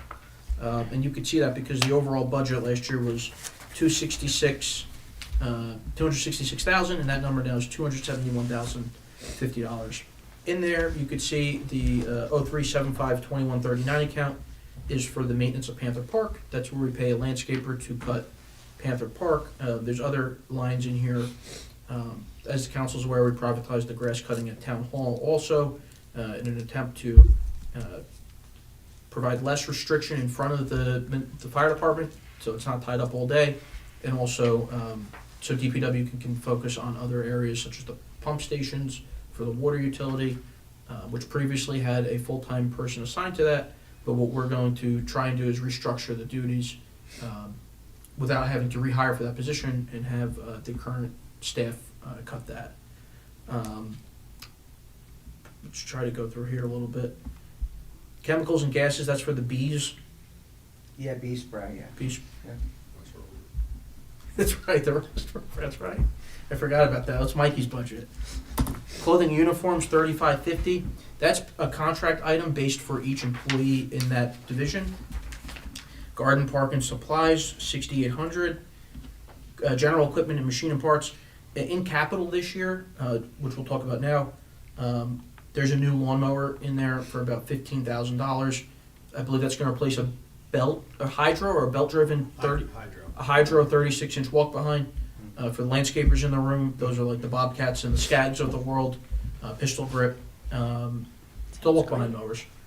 And unfortunately, even I remember when those mowers were probably around $8,000 new, and now they're quite a bit more. But thanks to Pete and Frank, they keep the mowers in good shape. The tree lighting also has additional monies in here for $6,475. Trying to think of anything else in here. Conference dues we send for the trees. Yeah. The arbor certification out of this. We send 4 guys every year to a tree class. Yes. Yeah, they go down to Cherry Hill for the Shade Tree Federation for the credits. And then we have the maintenance for Manning. Yep, for Panther Park. Yeah, and Panther Park is subbed out. A contractor goes there Thursday morning, Yeah. gets it done for the weekend, gets it in order, and that's coming out of here. That was previously paid out of capital, which you couldn't do, so that's why you see it back in this budget now. Just real quick, in capital, for where Jerry's concerned, the sidewalk replacement always had a $12,000 line. We increased that to $20,000. One, the cost is getting a little bit more to do the sidewalks, and we are doing more sidewalks too. This is on here. Oh, okay. So, here, take that. So you can see that that's a $20,000 increase, or $8,000. This is what we're anticipating to bond for. The lawnmower, I put $15,000 in, and an F-350 single cab with a plow to replace a pickup truck, $65,000. That is just a lot of money for a pickup truck with a plow, but with that number comes the back rack to cover the back window, the amber lights, and the snow plow. So it's already outfit ready to go. And what our plan is to take that new vehicle. Jerry would take that, and Jerry's vehicle, which is, how old is that, 5-6 years old? Yeah, I believe so, yeah. Would then get passed to the Parks Department, who then would use that as their everyday vehicle, right? So we're not giving brand new vehicles out to put on the road. We'll kind of recycle them a little bit and go from there. There's really no money in selling the vehicles anymore on gov deals. We don't really see it, and I'd rather us use them. And if it's an extra vehicle, the plow, Jerry still will put the plow on if he has to, right? And go out. I always do, yeah. Run around and help everyone. Any questions on any of that? Some of the capital items in DPW? No? No. All right, Jerry, you're good to go. Thank you. Yeah, thanks. Thank you. All right, council, I'm gonna make up for some time here if I can. And go through, starting with our original schedule. Bye, Peter. Thanks for coming. Bye. Have a good night. Take care. We're gonna go all the way up to page 1 of the sheet now. Start with the town manager's budget. Last year's appropriations were $176,200. This year, what we're anticipating is $216,200. That's not because I'm getting a raise, but because we are now moving a lot of the IT budget into my budget. And the reason for that is because, again, it was spread throughout so many different departments, and it was in so many different areas, it got confusing to pay out of. So by removing out of the utilities account, the water utility, the sewer utility, and some other accounts. We're gonna keep it all under my budget, and this is gonna pay for the website hosting, the internet, like our Microsoft Outlook subscriptions, which is through the email, and our IT through LawSoft. Again, this money may find its way back into the utilities in the event there's a problem, but that's where we're at for that. Employee training, $1,500. That is for my attorney registration, my CLEs, continuing legal credits, and any other items coming out of there. Conferences and seminars and dues, I cut that. That's if there's any conferences I would go to. The Municipal Managers Association. Office supplies, $5,000. That increased from $1,000 because we took a lot of the money out of other areas just to charge it all out of one account now. Town council, your budget. Very modest increase. That went from $9,155 to $9,950. Again, that's a very modest increase. Being mindful of the cap, a lot of this comes for conference and dues, which used to be the magazine subscriptions, name placards, and any other expenses that come out of the council's budget. I believe we paid for the tablecloths for the senior citizen event out of this budget. Okay. So we did all of that. We're going to jump down to the municipal prosecutor. Let me get that page right.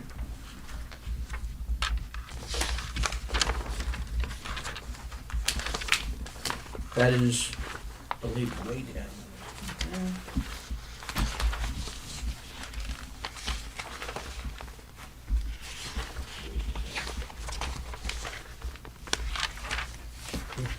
That is page 12.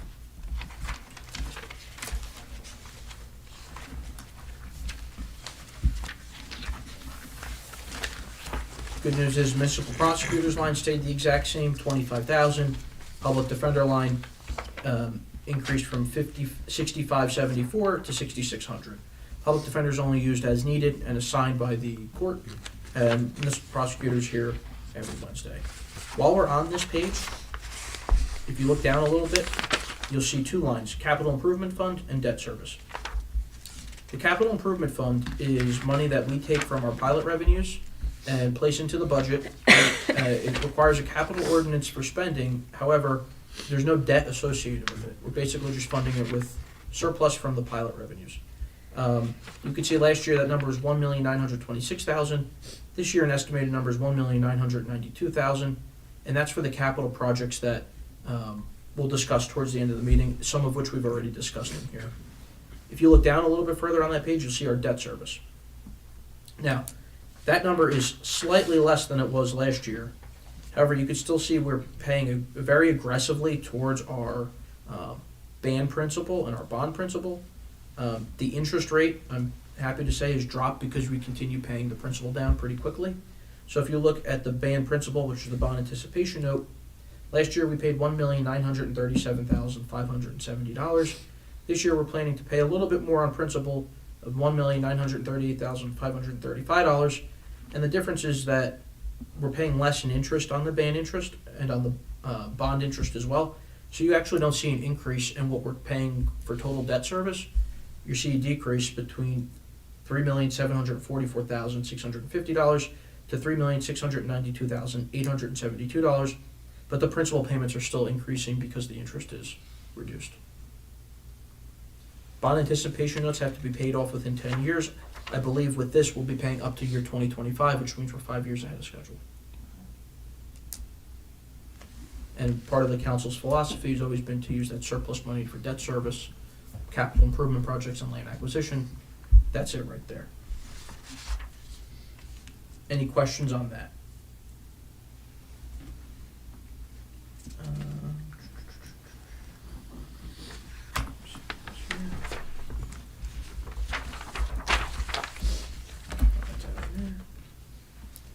Public buildings and grounds.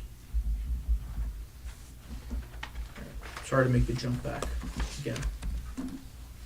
310.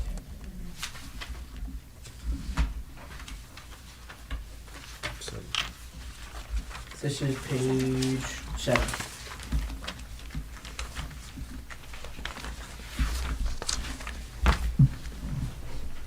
This is a relatively big account. The public building grounds full-time salary and wages went from 40,500 to 43,655. Part-time went from 24,000 to 30,000. Everything else relatively similar. Postage did have a slight decrease. Overall budget here, 118,255 from 111,081. And there's some buffers built in here in the event that we need to trim it back for our cap calculation.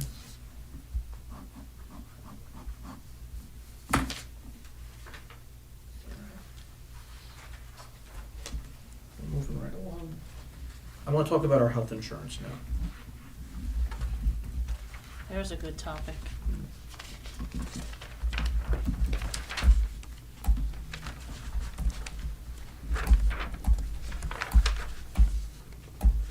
Page. It is page, it's going to be earlier in the budget, so it looks like it's page 4 or 5. Yeah, 4. Page 4. All right, so there's a 17% increase in state health benefits for fiscal year 2025. When you can only raise your budget 2.5% plus your 1% through COLA, that's very unsustainable. The state, I believe, is allowing up to a 14% cap exclusion, which just means it doesn't hit your appropriation caps, but it does hit your budget still, and it ultimately hits the taxpayers.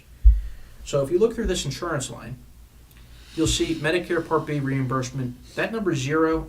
Last year's 80,500, and again, the reason for that is because Rebecca decided to lump, and I decided to lump all of the insurance payments into one line. Just keep it simple, keep it clean, keep it easy. The health insurance line you'll see here is the biggest increase. Last year, it's $2,436,500, and this year that number is $3,296,615. This number is so much larger here for 2 reasons. One, because we took it out from the court in the building that I described before. This is the line that we then put it into, and also because of the increase from the state in the state health benefits plan. Again, you'll see that there's a modest increase in our workers' comp number from 161,310 to 174,940, as well as our multi-line defense through the JIF from 186,922 to 206,200. Insurance is the second biggest driving cost in the municipal budget. It's the second biggest line item. There's really not a whole lot we can do to control those costs, and we just do our best to hope that the state's understanding and exempts it from our cap increase. Do we have, like, if you don't, some companies, I don't know if townships, if you don't take the insurance, husband and wife work, if the wife works here and she goes on and leaves Yep, here. we have here. Do we have that here? If you look in health benefit waiver 02102112, there's $16,000 budgeted for that. Right. That waiver is calculated on the percentage that you would have been receiving on the plan that you would have had up to $5,000, whatever is greater. So either $5,000 of your contributions or, I'm sorry, not whatever is greater, not to exceed $5,000. So if you had to contribute to your health insurance and the most that you would contribute is $4,200, that's the waiver that you would get from us. So we're capped at providing a $5,000 waiver. Not everyone gets it, but there's only 3 or 4 employees that actually opt out of the health insurance, not many. Just looking for ways. Yeah. From your mouth to God's ears. Disability, again, 13,000. You'll see a slight decrease there because we moved some of that into the utilities. Same with dental, which could always come back into.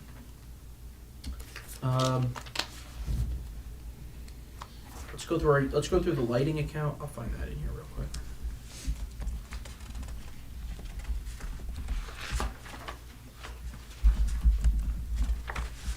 Here it is. It should be a little bit further down than that.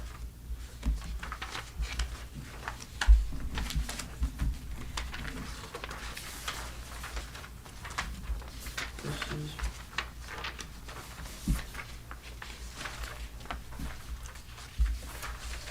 page 10. This is our heat, power, and light account. This is what we pay for fuel for our vehicles, diesel for the DPW, electric. You could see that there was. Are we under utilities? Yeah, that's utilities. Yep. You could see that there used to be a line for township email of $20,000. That now is zero because we moved up to my budget. This is where the big one is the heat, power, and light. You can see it's $550,000. That is for all the electric in our building, the South End Firehouse, the North End Firehouse, a whole host of other municipal facilities, including the DPW building and our wastewater treatment plant. To the extent that the utility can't cover that, we cover the difference in here. These are massive operations that are running 24/7, at least for the wastewater, where there's pumps that just constantly go. And like everything else, that number is not getting any cheaper. Overall here, you see the budget went from 725,167 in 2024 to 776,650 in 2025. Again, there's a little bit of a cap buffer built in here with the expectation that if we get close on our appropriation cap, we could trim it back a little bit in here, but to the extent that we can avoid it, we will. If you look down a little bit more on the contingency line, I increased that from $10,000 to $1,250, $2,500 increase. That's just a little bit of a buffer for the township to tap into if something goes south or doesn't cover much, but it's nice to have. Importantly, if you go down a few more lines, you'll see our PFRS and our PERS payments. These are pension and health and PERS payments for the police and the public employees. This number was $2,257,000 last year. Number has changed to $2,230,245. Reason for that is some of that is reflected in the utility budgets for water and sewer. We take the pension contributions of the employees paid out of there and assign it to the utilities, as is the library. So there's a line in there for that as well.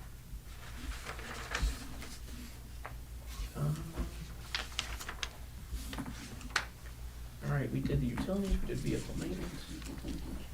LoSAP stayed the exact same. If you scroll down a little bit on there, you'll see LoSAP for the fire department, $53,000 last year, same as this year, $53,000. LoSAP ambulance and rescue squad, $24,000. There was a slight increase there, $26,500. Overall budget, $79,500 from last year, $77,000. Again, that's outside the cap, so we're not going to notice any increase there. Since we're waiting for Mike, we did the statutory expenses, lighting. You guys want to go through capital real quick? Just keep it moving. Okay. I should have printed more of these. I'll just read them if that's okay. If not, I can email these out. We talked about recreation with the turf field replacement. That's around $620,000. We talked about adding cameras and electronic door access to the bathrooms at Panther Park, which would allow Marisa to open or close the doors electronically and also be fobbed in and out, so we don't have to worry about who has keys, who is going where. We could totally set it up even during the day to be open. That's $9,000, and the concrete pad for the batting cage is included in this year's capital budget. Where The entire cost? No, just the concrete pad, and the Board of Ed or the softball team will be responsible for erecting the netting and the turf inside of the cage. If they choose to do that, great. If they don't, you got a concrete pad. Right.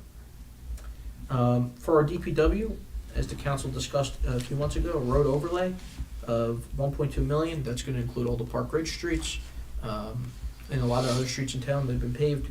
In addition to what PSE&G's paving, you have the list of those streets. There's $400,000 for Reservoir Ridge and Mountain Way. We received a $398,000 NJDOT grant to almost completely offset that cost. We went through the mechanic scan and the leaf tag with Pete. The tree replacement with Jerry. This is money that we put in every year to buy more trees in addition to what's in the operating budget. There's $45,000 in here to buy more trees, whether it's for Arbor Day, VFW site, which we have some money for, and which we are still seeking proposals for the removal of the asphalt to return it to a natural state. Sidewalk replacement, $20,000. The single axle, we talked about $250,000. Lawnmower, $15,000, and the single cab F-350, $65,000. Another big item in here is the bank stabilization of the Peckman River. We're proposing to put $300,000 in this capital improvement line to stabilize the banks along 615 Pompton Avenue.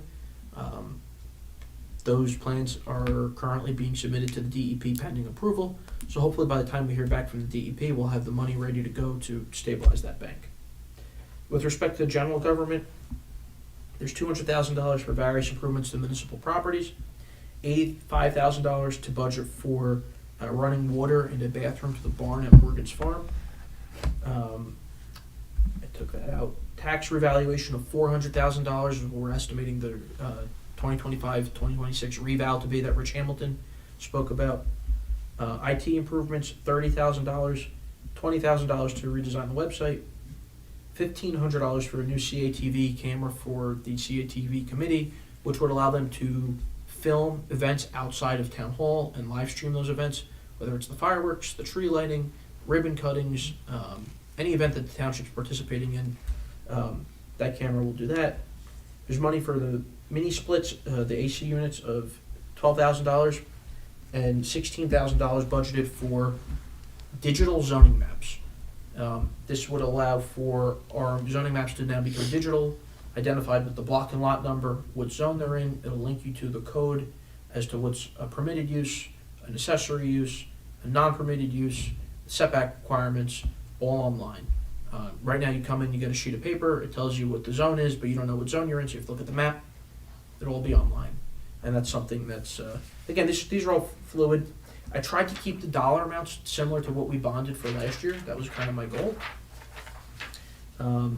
I'll wait for the police to speak to their capital items, but as it stands, $1,478,960 would be bonded through a bond anticipation note, and $1,987,000 will be placed in the capital improvement fund.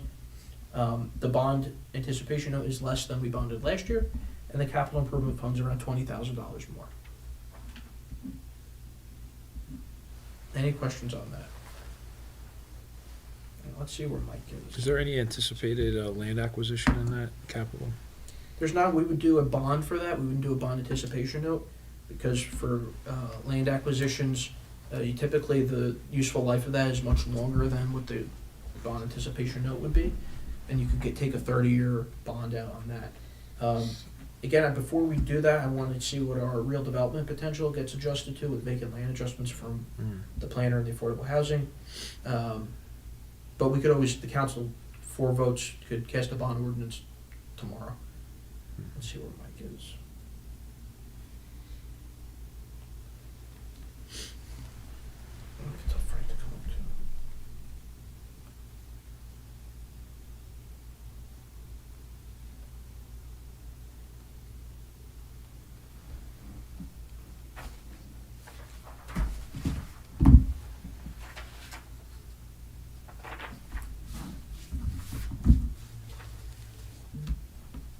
Let's see where Mike is.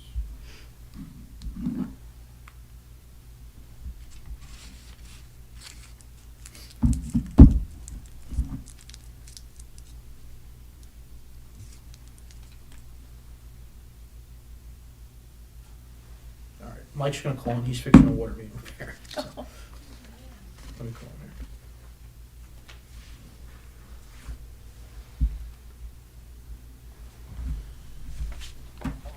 Can I call you? You want to do it on the phone here real quick? Yeah, we'll do it on the phone real quick. Yeah, it's all good. Mike was fixing Harper. I'm not Harper, I'm sorry, Howler all day. Mike, you're on speaker at the council meeting with the council here. Hello, everyone. How are you? Hey, Mike, how are you? How are you? So Mike's buttoning up the last repairs. So we're gonna go through the water and sewer budget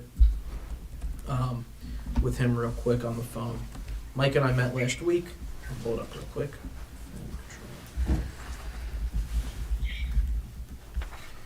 This is, I'll get you the sheet here. Hang on. Yeah, 13. 13, Michelle. 13. Page 13 of the budget. You guys are good. Did you study? I think Joe Joe studied. read these last I night. think so. Memorized it. Again, our goal has been and continues to be to support and strengthen the water and sewer utilities. It goes without saying that they were and continue to be in not the best shape, as seen with the rate adjustment that we needed and just forced increases that we have absolutely no control over. As we go through the water budget, I'll point out some of those items. Salaries went from $600,704 to $631,012. With the understanding some of these may eventually come back out of the water utility and go into current. That's our goal there. Leak detection, $18,000. That's been a valuable, essential tool for Mike. Mike, you had them out there today on Howler too? Yes, yeah, they're the ones that pinpoint leaks that don't come to the surface. So what they do is they drive around at night usually, listening for leaks underground. It helps us better, zone in and scope out where the leak is actually occurring. So when we go and drill, we see where the water's coming out. But that's a dollar amount that went up too. Last year was $15,000. This year it's $13,000. You'll see the Edmunds line in here too. That's for water billing. Edmunds has its own feature, as well as for Wallsoft IT support. $37,000 last year, and it goes to $38,500. Also included in this line is Mike's SCADA system. The SCADA system is arguably the most important piece of technology that the township has. That tells Mike when our water tanks are low, if there's a security issue. If you council remembers a few meetings ago, we were losing water in one of the tanks, Mike, right? So we knew we had a leak. And the SCADA system is what alerted Mike to that and then allowed us to go look. So that's taken out of there. Correct. CP Engineering, the council may remember that's who did our water and sewer rate analysis. They are essential for Mike with the compliance issues that the DEP requires. They've helped us with drinking water parameters. If the council remembers the EQ and pH notices of non-compliance, they helped walk us through that. They helped Mike with a lot of the reporting. Mike, do you want to just touch on a little bit what they do briefly? Yeah, they like Joe said, they basically go through all of our correspondence back and forth between anything with DEP, help with compliance, and paperwork that's just over our heads. An engineer would need to sign off on. So the next line in there, you see Passaic Valley Water. That dollar amount is $400,000. What was actually taken from there last year, there is a forced 6% increase between Passaic Valley and North Jersey Water. It is an unavoidable cost that we will be incurring as we purchase all of our water from either North Jersey or Passaic Valley. And you could see that down here, Wanacue South, that's North Jersey, that number is $535,000. So of this budget, $1 million is to purchase water. And that's what we need to stress to the residents too, is that no one wants to see rate increases, no one wants to pay more, but we are not not for profit, and we don't make money on the utilities. We can't lose it either, and we have to at least cover these basic costs. I said it before, a heat, power, light account, that's a huge account because Mike is running these pumps for the towers, for the water towers, and various other operations for the water department throughout the town. It draws a lot of power, it draws a lot of electricity. Permit fees, you could see, we're paying the state $8,000 a year just to run the water facility. There's a water tax that the state charges to us. These are unavoidable fees that we have to pay. Water main repairs, you'll see that there's $20,000 in there. It's a catch-all account that we use to tap into where we need to. Part of Suburban is in here, $85,000. And you can see the water tax, again, that's just a fee that we can't avoid. Also in here, you'll see the health insurance, dental, short and long-term disability. This overall budget is $2,487,172. That number is going to go down a little bit. I got to tweak some salaries and some other expenses to get it a little bit closer to where we want to see it, but that's where it's proposed at right now. You'll also see the debt service decreased from $446,798 to $355,801. That's consistent with the minimum pay downs of the water utility. Again, we don't want to burden the utilities more than we have to by paying more if we can avoid it. Switching gears to sewer, I'm pretty happy with the sewer utility budget as it stands right now because it's, I think, $4,000 more than what we had last year. And again, you could see on the sheet, a lot of the accounts were moved to one. If it says move to HPL, that got moved to heat, power, and light. It got consolidated. Salaries here went from $652,000, $698,000 to $676,700. Audit is in here, general equipment and repair, various licensing for the sewage utility, engineering for CP as well, testing permits. The big thing here, two of the biggest items are our chemical line. It's $85,000, and the sludge hauling is $250,000. Those are avoidable but unavoidable. And when I say that, the reason the sludge hauling is so much is because we're hauling off a lot of water still. Whereas some towns are having sludge removed 2 or 3 times a week, we're having them come and remove sludge every single day. And the reason for that is because the infrastructure is so old down there, it's not able to refine the sewage anymore. So they're taking, like what you said, like 70% water, 30% sludge out. It's more liquid than it is solid. So that's our goal, to start working on getting it to a solid state. And the problem to do that, though, is that you need to invest capital money in the utility. Upwards of probably close to $3.5–4 million to replace the digester and RBC. But you can't do that until the utilities become self-sustaining and self-liquidating, because you can't come up with a down payment to cash the debt. So everything is kind of tied to one another. Whereas if the utility runs a deficit, and we are anticipating it run a deficit this year, even with the rate increase, just because you can't cure a whole deficit in one budget cycle.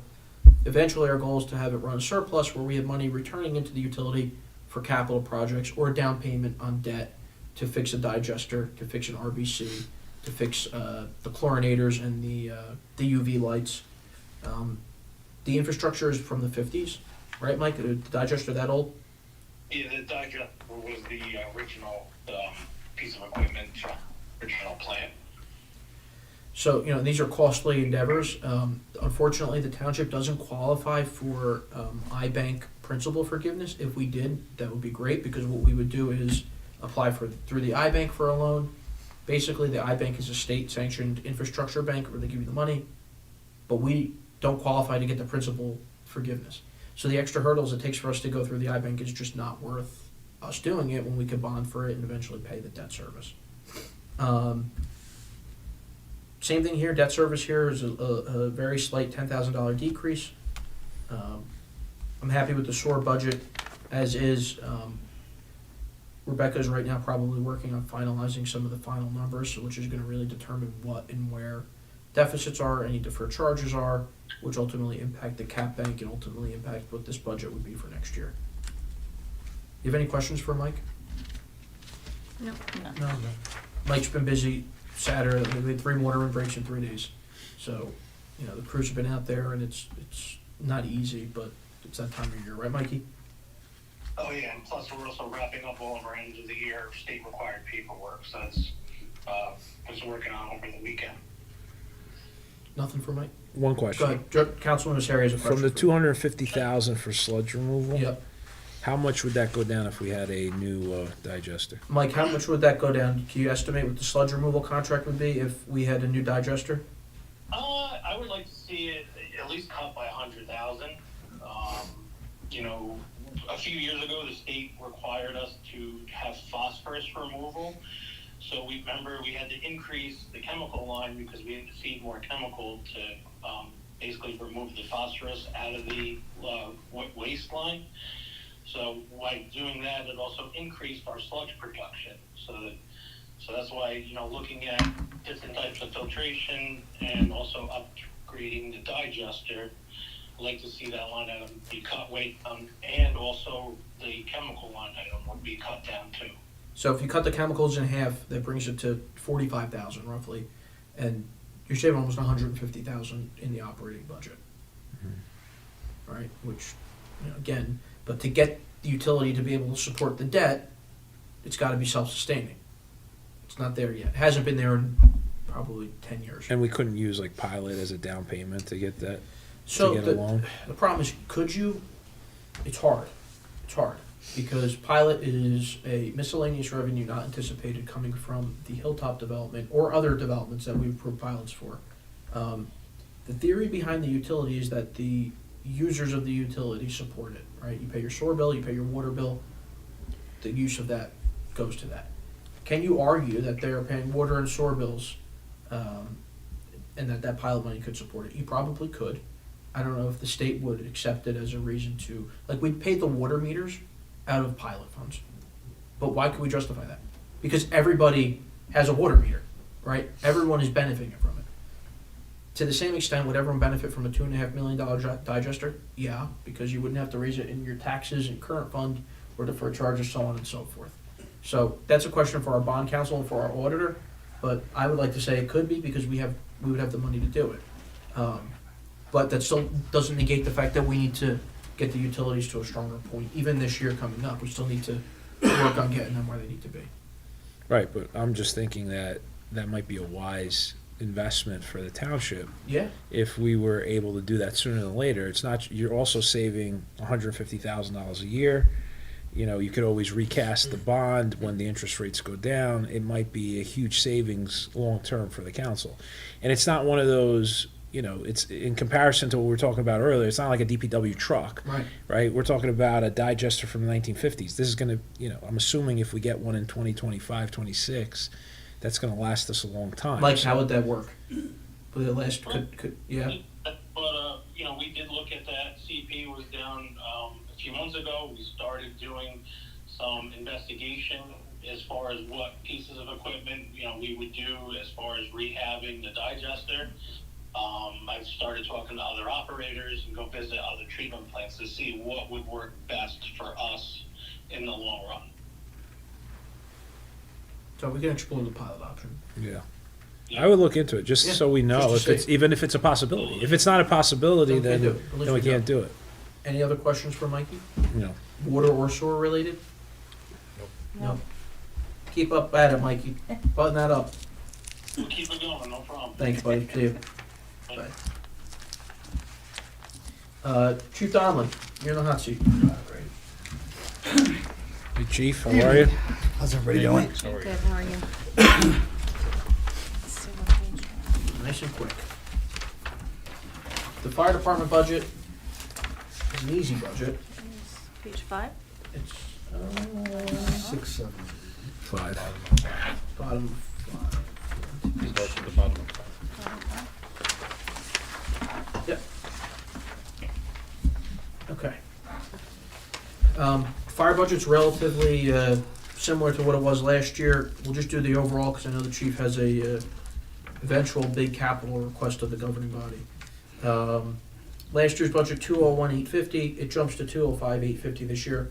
Biggest sole reason for that increase is new software for the fire trucks. You want to talk about what that software does, what we're looking at? Sure, so it's a new reporting system for our state mandated reports that have to go into the state. It's called NIFRS. Excuse me, so with this new reporting system, we actually have iPad tablets located in the rigs. So when the call comes in, it pops up right on the screen, gives you GPS locations. We can track real time where the rigs are, and the officer at the rig will actually just hit en route, on location. It gives us a real time evaluation of how long it's taking us from the time of the call to the time we're en route to the time we get there. So it's a pretty neat system. In Fire Capital, we have some discussions for some new computers for each of the firehouses. As the council obviously is aware, North End is hopefully going to be done around May, which will be huge for the fire department. Now everyone's eager to get out of the DPW yard and get in there, and we are eager to finish and put this project behind us. That being said, the chief and the committee have been working towards scoping out a new fire truck. It has reached its useful life for the insurance rating, I believe, right? That's correct. It's 21 years old? 21, yeah. 21 years old. What's the insurance rating? Usually for a ladder truck, it's about 20 years. Yeah. So with that slipping, and given how long it takes to get a fire truck, they've started the process relatively soon. You want to talk a little bit about that? Sure. So we started the process about a year and a half ago, looking into what type of apparatus we want. Do we want to get something, if we could go a little bigger, something smaller?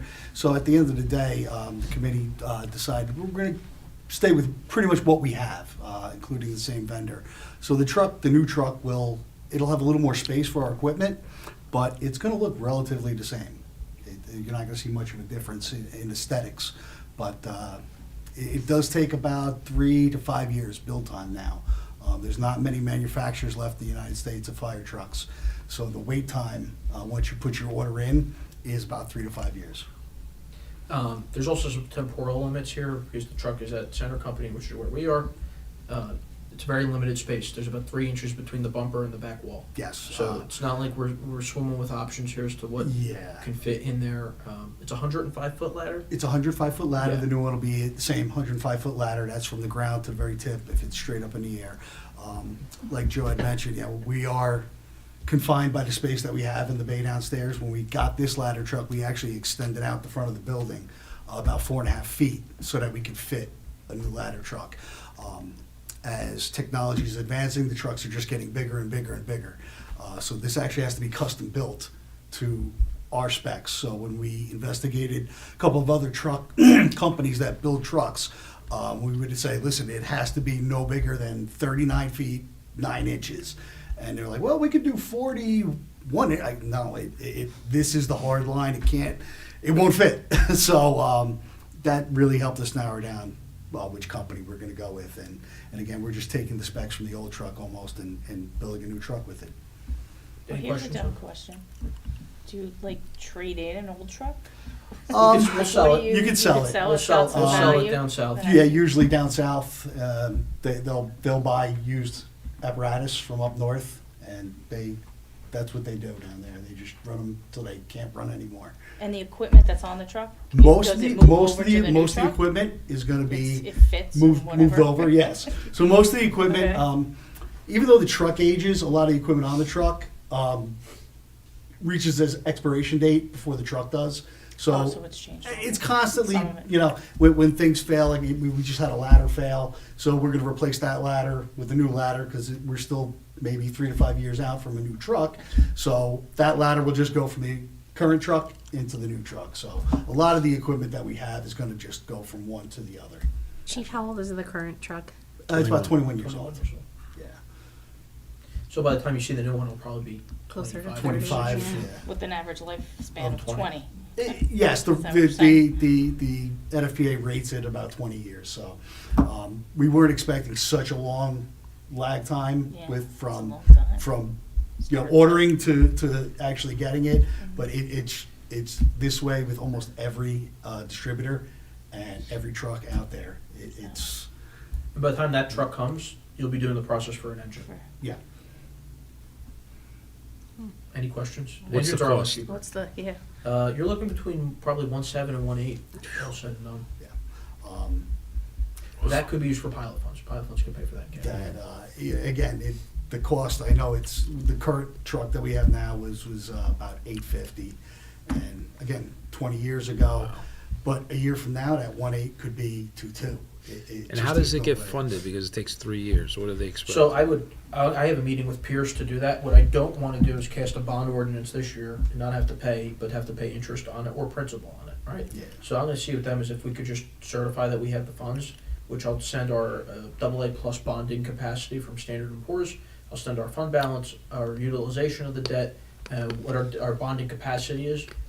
We're well under our bonding capacity, which is great, because we continually do aggressive pay down our debt. So I'll send them all that, and hopefully that's enough for them to at least get started. And then next year, if they need a 1/3 payment, we'll bond 1/3. If they need 50% in 2 years, we'll bond 50%. I don't want to bond 1.8 million right now, have it sit there, and then have us have to pay interest on it Yeah. for 2 or 3 years, but we'll have to pay principal before the truck's even here. So we're sitting here and it's like, well, we're paying all this debt on a truck we don't even have, it's not even built yet. So I have a meeting, whenever Pierce schedules it, Yes. we'll sit with Pierce and discuss all of that. So the dealer actually explained, because I said, how does the payment scale work? Is there a deposit? He goes, no, town just has to show they have the funds to buy the truck. So as soon as that happens, we can get the ball rolling, if you will, But, engines are a lot cheaper, right? So We hope. we hope. But Well, a town close to us just bought an engine for 1.7. 1.7, I don't know they got a lot of money. I don't know what they did, but yeah, that was a very high price, in my opinion. But, again, and the truth is that the apparatus aren't having more maintenance required on them, right? We just did a steering box on the truck. Steering box on the truck Yeah. on 7.2. Currently, right now, we're waiting for a new gas tank for the truck because it's starting to rot out. The fuel gauge won't work, the sensors are going bad, so that's been ordered. We're just waiting for that to come in, and that'll be installed so that the gas tank doesn't rust off the truck, which would be not a good thing. So, but these are real, considerations to take into account. From where we live, when we're responding to calls, especially now in the winter time with salt and snow, all that stuff gets kicked up and underneath the truck. So that's kind of where the problems start, is from underneath the truck, it starts to rot, it starts to, it starts to break down, if you will, and that's where we seem to have a lot of the issues. And, we had that big storm with the rain, and it did go through some floodwaters. No damage to the truck, but it does eat away at some of the components underneath. Any questions for the Does the chief? state help with any of the funding for fires? State doesn't help Fire with anything. departments? No? Yeah, They there's just no mandate grant what money. has We've to be looked done. into They this don't help before. with There's any- no No. grant money. There's no So grants, there's no. There's no nothing. grants, there's nothing out there to help For with that. volunteer fire departments, there's nothing. For career either. Oh, for career either? No, Really? they leave that up to Okay. the municipalities and say, 100%. you've got to Figure it out. figure it out and buy your own trucks. So we're gonna do it. Okay. Let's figure it out. That's what we do. Any other questions for the chief? No thanks. Good to go? Thank you. Thank you Good, all. chief. Thank Have you. a great evening. Thanks, Chief. Thank you for Thank your you. service. Acting Chief Pumphrey. Did there? Good evening, everyone. Hi. Good evening. How's everybody doing? We're gonna talk about the police budget. Do you need a truck for 1.7 million? It's good to follow those Yeah, it's good numbers. to follow that. See what I did for I don't know Frank? how long it's gonna last, but it's good to follow those numbers. Our biggest line item in the municipal budget. Yeah, I think 3 police cars is about 149,000, so we're doing all right. All right, let's start the police budget. Wait, what page is this? The police budget is right before fire. Bottom of page 4. Yep, Oh, 1.6. 2 pages you got. You went the wrong way too. I went the wrong way. It's always. Same. I always go the wrong way. Okay. Got it. All right, police budget. As you can see, salaries increased, it's a contractual increase of 3%, from $4,943,673 to $5,270,000 for this year. Police overtime, $120,000 was budgeted for that. College credits, $19,000. Something I wanted to talk about was the crossing guard salaries and wages. You'll see last year, $143,706 was budgeted. This year, it's $172,000. Can you speak to that for a little bit? Yes, so, prior to Mr. Zakelli coming in and Rebecca as the CFO, we used a convoluted scheduling and pay scale system for our crossing guards, whereby we paid them partial hours per day to try and give them more hours on the whole for the week. It was in a way to keep the hourly rate down. It was a scheduling nightmare, and it was a finance nightmare. Luckily, with Mr. Zakelli and Ms. Roth, we were able to look through the budget and come up with a set rate that was comparable to the surrounding towns of $24 an hour. We had lost so many guards going into the new year. We had a deficit of 7 guards coming into this school year, but because we were able to get a competitive salary with the surrounding towns, we actually got in excess of 7 applications, which was nice because we were able to go through and actually pick people that we felt were a good fit for Cedar Grove. Unfortunately, it does drive up the line item, but in comparison, going into the school year, the first 2 weeks of the school year, we spent close to $12,000 in police overtime, staffing crossing guard posts. Now we're back down to where we can take an officer from patrol and do it, whereas we were holding night shift over and bringing people in the afternoon in early, or holding the detectives in the afternoon to cover school crossings because we had such a deficit going into this school year. Also, it gave us the ability that we were able to add 1 additional post at Cedar and Ridge Road. I don't know if anybody's familiar with Ridge Road at school dismissal time, but it is a parking lot for a good period of time. Cedar was one of those intersections. Through my research, I would probably say the 70s or 80s, we had a school crossing there. It was decommissioned with, in the record, there was some pushback from the residents when it was decommissioned. I think walking habits died down. They have since increased. afternoon dismissal, there's a large, as we would call, platoon of children that make it across that intersection. Usually they're going to Panther Park, especially fall and spring. Panther Park has a huge draw after school. So if they don't disperse down Cedar Street, they make it up to Bradford, where we have another set of guards. So adding it actually made it a safer crossing because there's not a lot of control. It's a tough intersection for a motorist. It was tougher for the kids. So we were able to pull one of the guards we had somewhere else, readjust them. Also, the guard we pulled was North End School. If any of you were familiar with North End School, we had 2 guards that sadly we knew didn't equal a half a guard down there. It was quite difficult. We were lucky to recruit somebody who can handle that post on their own. Even the school principal was a little surprised. She was upset we pulled a guard away. We asked her, just be patient, give us time. We have one very competent person who can do this crossing. And it's worked out. She's happy. I think the parents are happy down there. So the school crossings, I always explain it, it's my penance. I train the guards for the year. Any agency you talk to or township will tell you it's a very difficult thing to staff. It's typically retirees that we draw in. So you're constantly, replacing, looking for people to backfill, and it's tough. They give up their days. They come out in this weather for us. Through the frigid weather we've had, all our guards showed up. So joking aside, I can't say enough good things about them. When they show up, it's 0 with a wind chill, and they stand out there for an hour for us on that crossing. So that's why you see such a big increase there, but again, we'll hopefully reduce the overtime expenditure to offset some of that. And again, that's just, going forward, we'll have modest increases in that category. This account here, very large increase that's gonna come out next year. This is, for the township to fund an exam this year. So I see 37,000 under the conference and dues account from 19,966. I think we owe a shout out to Patrolman McElroy, who does a very diligent job Yes. on the police budget. And I don't know if he's watching at home, I'm sure he is. But a lot of the police operations exist in such a tight confine because of Jeff's work. We've nicknamed him the banker, Jeff. And I have to say, as a steward of the public tax dollar, there's nobody better than Jeff. We really couldn't do it without him. For 25 years, he has run our budget with a razor sharp pencil, and every year he's brought us in either on or under budget, with everything accounted for. I know as the town has transitioned to Edmonds, even Rebecca gave a shout out to Jeff, that he's done a fantastic job at keeping everything in order, and I think we were one of the easiest transitions. Yeah, I think to, the PD's credit, a lot of these expenses are unavoidable too. IT maintenance and service, $99,000. That is for their CAD. That is for LostSoft. That is for e-ticket. That is for the body camera. There's a host of software that the police department has.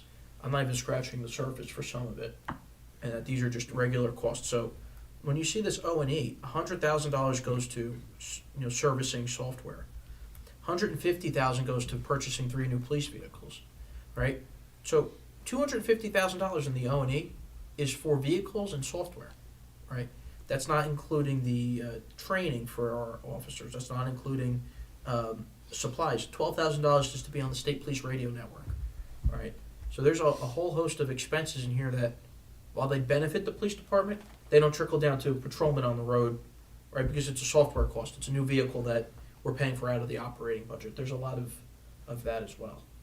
Yeah, and again, I would give a lot of credit to Officer McElroy and the way we do things in Cedar Grove. We recycle our equipment in the patrol cars. We try to get at least 3 transfers out of a patrol car. We get, on average, 2 years per car. But if you look at neighboring towns, most of the time when they buy a vehicle, they upfit it completely new. New console, new light bar, new cage, new storage in back, new partitions. We recycle it and we repurpose it into another vehicle. We have the light switched over. It brings down the cost of the upfitting significantly because we get the money out of it. I know Chief Kennedy was here last year and the year before. I do have to thank the council. You did fund us with the new model police vehicles. There were some changes in console configurations. You generously funded us. We will get a little more life out of them now, but the patrol cars are uniform. The light bars actually talk to one another. We've done some research on safety studies on bringing the power down on the light bars at night, syncing the light bars up into a flash pattern that doesn't cause a motorist to go blind as they go past them. In general, I do have to thank the council. You were very supportive of us. In my 26 years with the township, the council has always been supportive. You literally put your money where your mouth is, and that we do have good equipment. We have a nice building. We chip away at it conservatively, I think in line with the way the town likes things done. We pick a little space every year, freshen it up, maybe whether it be the bathroom, a squad room, something like that, but it is very much appreciated by the members of the police department. They know it, and I just wanted to extend our thanks to you for the support you give us throughout the year. That was perfect overall here, $5,970,380 to from $5,665,379. We went through some of the increases, and just to round it out, I'm going to have Jack and Chief go through some of the capital items for the police department, which are pretty nominal compared to other capital requests, and just briefly touch on each one and what they do. Yes, so the BWC docking station is for the body-worn cameras. Again, you're going to hear Officer McElroy's name a lot tonight. We stuck with the tried and true company we've been using for our camera systems. We reached the life expectancy on the docking stations. The cameras get docked, we load everything to the cloud now, which is why you see some of these fees for software. It was becoming too expensive to maintain the server inside to store all the video, and the video is in demand. BWC and MVR, which is the car cameras. So we're going to replace 2 of the docking stations for that cost, and then we'll have another 2. We'll see if we can get a little more life out of them. Jeff does a good job at patching them, and then down the road we'll probably have to replace them. The defibrillators, I can't say enough. When I came to the Cedar Grove Police Department, we were one of the first agencies in the area to carry a defibrillator. It actually looked like a scene from, remember the show Squad 51? Yeah, it had that and the paddles. We have now gone to the smaller ones. We put them in all the vehicles. Just over the Christmas holiday, we had a save at the Grasshopper because of the defibrillator and the Lucas. We run 2 Lucases as well. Explain to Lucas's real quick. Yeah, it does chest compressions for CPR. It just provides consistent, like a rhythm. Timed and depth for compression. Early intervention with that and the defibrillator usually results in somebody's life being saved. In the case of the Grasshopper, it was a gentleman who lives upstairs. They shocked him 3 times. They weren't even sure when he got to the hospital, but they got a blood pressure and a pulse back. They did some emergency catheterization. Chief Huber from the squad even reached out that they commented it was the officer's early intervention with the equipment that changed the outcome for the individual. So all our officers are trained on all that equipment? Or Yes. is it only all of them? Yeah, everybody's trained on defibrillator, Lucas, and CPR. So we've always proud ourselves on that. I think a lot of our former members, too, a little history of the PD, they came from the squad.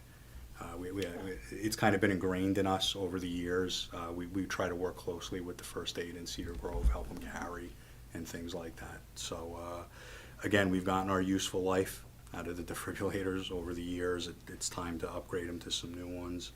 The ALCO test is a item that is out of our control. We're operating on an instrument that is no longer supported by Draeger. The state picked a new device.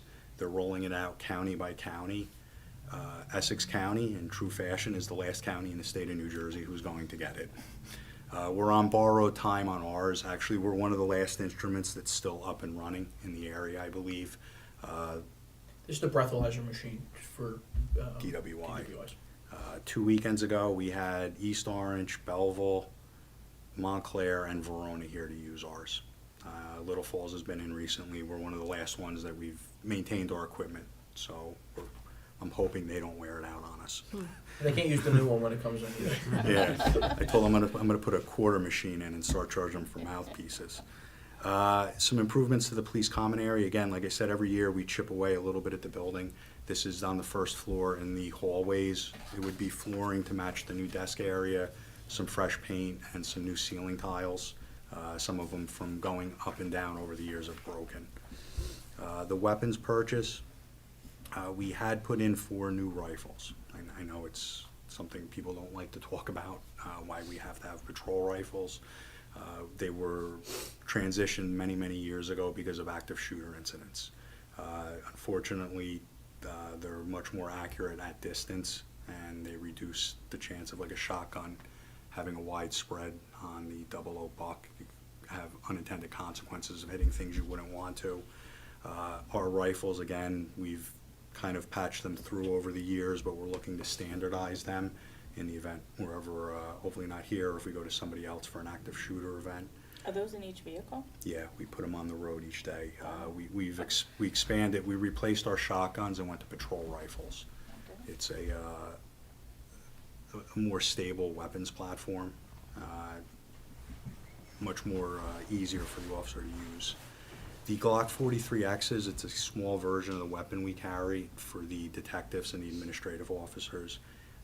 Sometimes they're referred to as hip howitzers when you carry the full gun all day. But by virtue of what especially the detectives do, sometimes they're in plain clothes or they're in a BDU uniform. It's a smaller firearm to carry around, that they're not carrying the larger one on their side.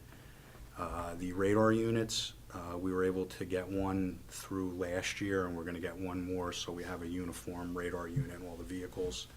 And somehow, we burnt out our LTI laser unit. The company isn't quite sure how we did it. I like to think it's for the amount of use we give it, but it's beyond the repair cost, so it would be more feasible just to buy a new unit. I think the last one we got close to 10 years out of it for speed enforcement. We tried to keep it a little light on the... Yeah. Under capital. 100,000 this year for police Yeah, capital. I know the council was very good to us last year.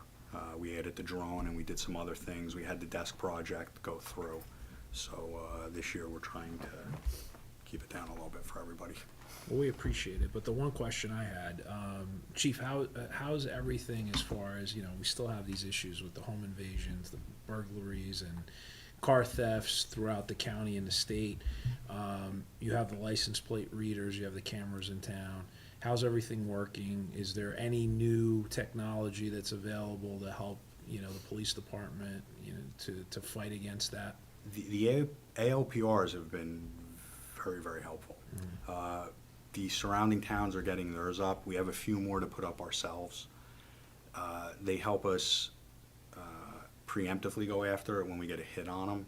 They've also helped us a lot in the follow-up. The overall, the home invasion, if you will, or the breaking and entering and the stealing of the cars, the numbers have been down.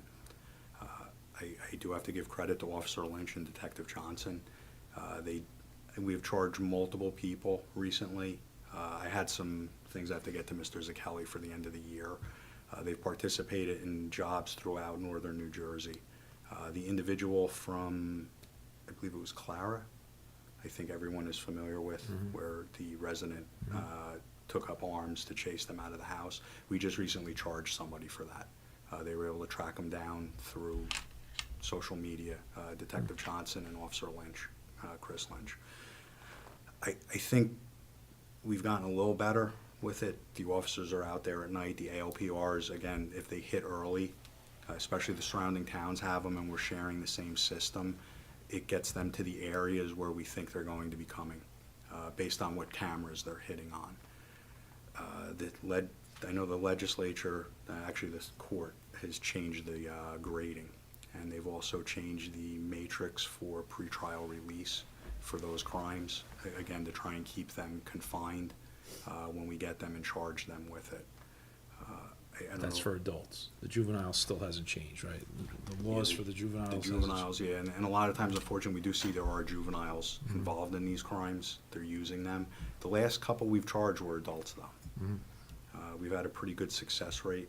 We had one on Cedar Street, which they finally got back some subpoenas from banking institutions, and the detectives were able to charge on that as well, the individuals who we believe were in the house. So we've had some pursuits. Again, the officers are proactive in that they're coming across the cars before they get a chance to do something. results in a pursuit. They're using good judgment in that once they're out of town, we break the pursuits off. Typically, the vehicle that's fleeing has no regard for the safety of others, and the officers acknowledge that. And we kind of flush them out and hope they don't come back later. But we've been doing pretty good, I have to say. The officers, especially at night, they're on it. We have some younger officers. So the readers are helping a lot. The readers are helping. I With know. the towns now, our surrounding neighboring towns are, you know, by them adding it, it's helping us too. Yes, North Cole and Verona are just finishing to build theirs out. We have a few cameras left. We have a line on maybe getting a free trailer. We're thinking of maybe outfitting one of the trailers with our ALPR cameras so we can move it around a little bit better. So we're holding back. I don't know if you were also, one of the things we did with the ALPRs, when we upgraded the car cameras, we put ALPRs in all the cars. So we stuck with the same camera system we've been using, the company.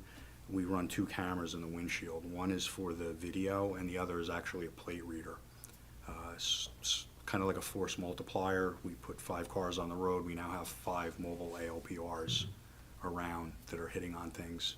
You know, plates that don't match, stolen vehicles, unregistered, uninsured, suspended, plus some of the fixed locations.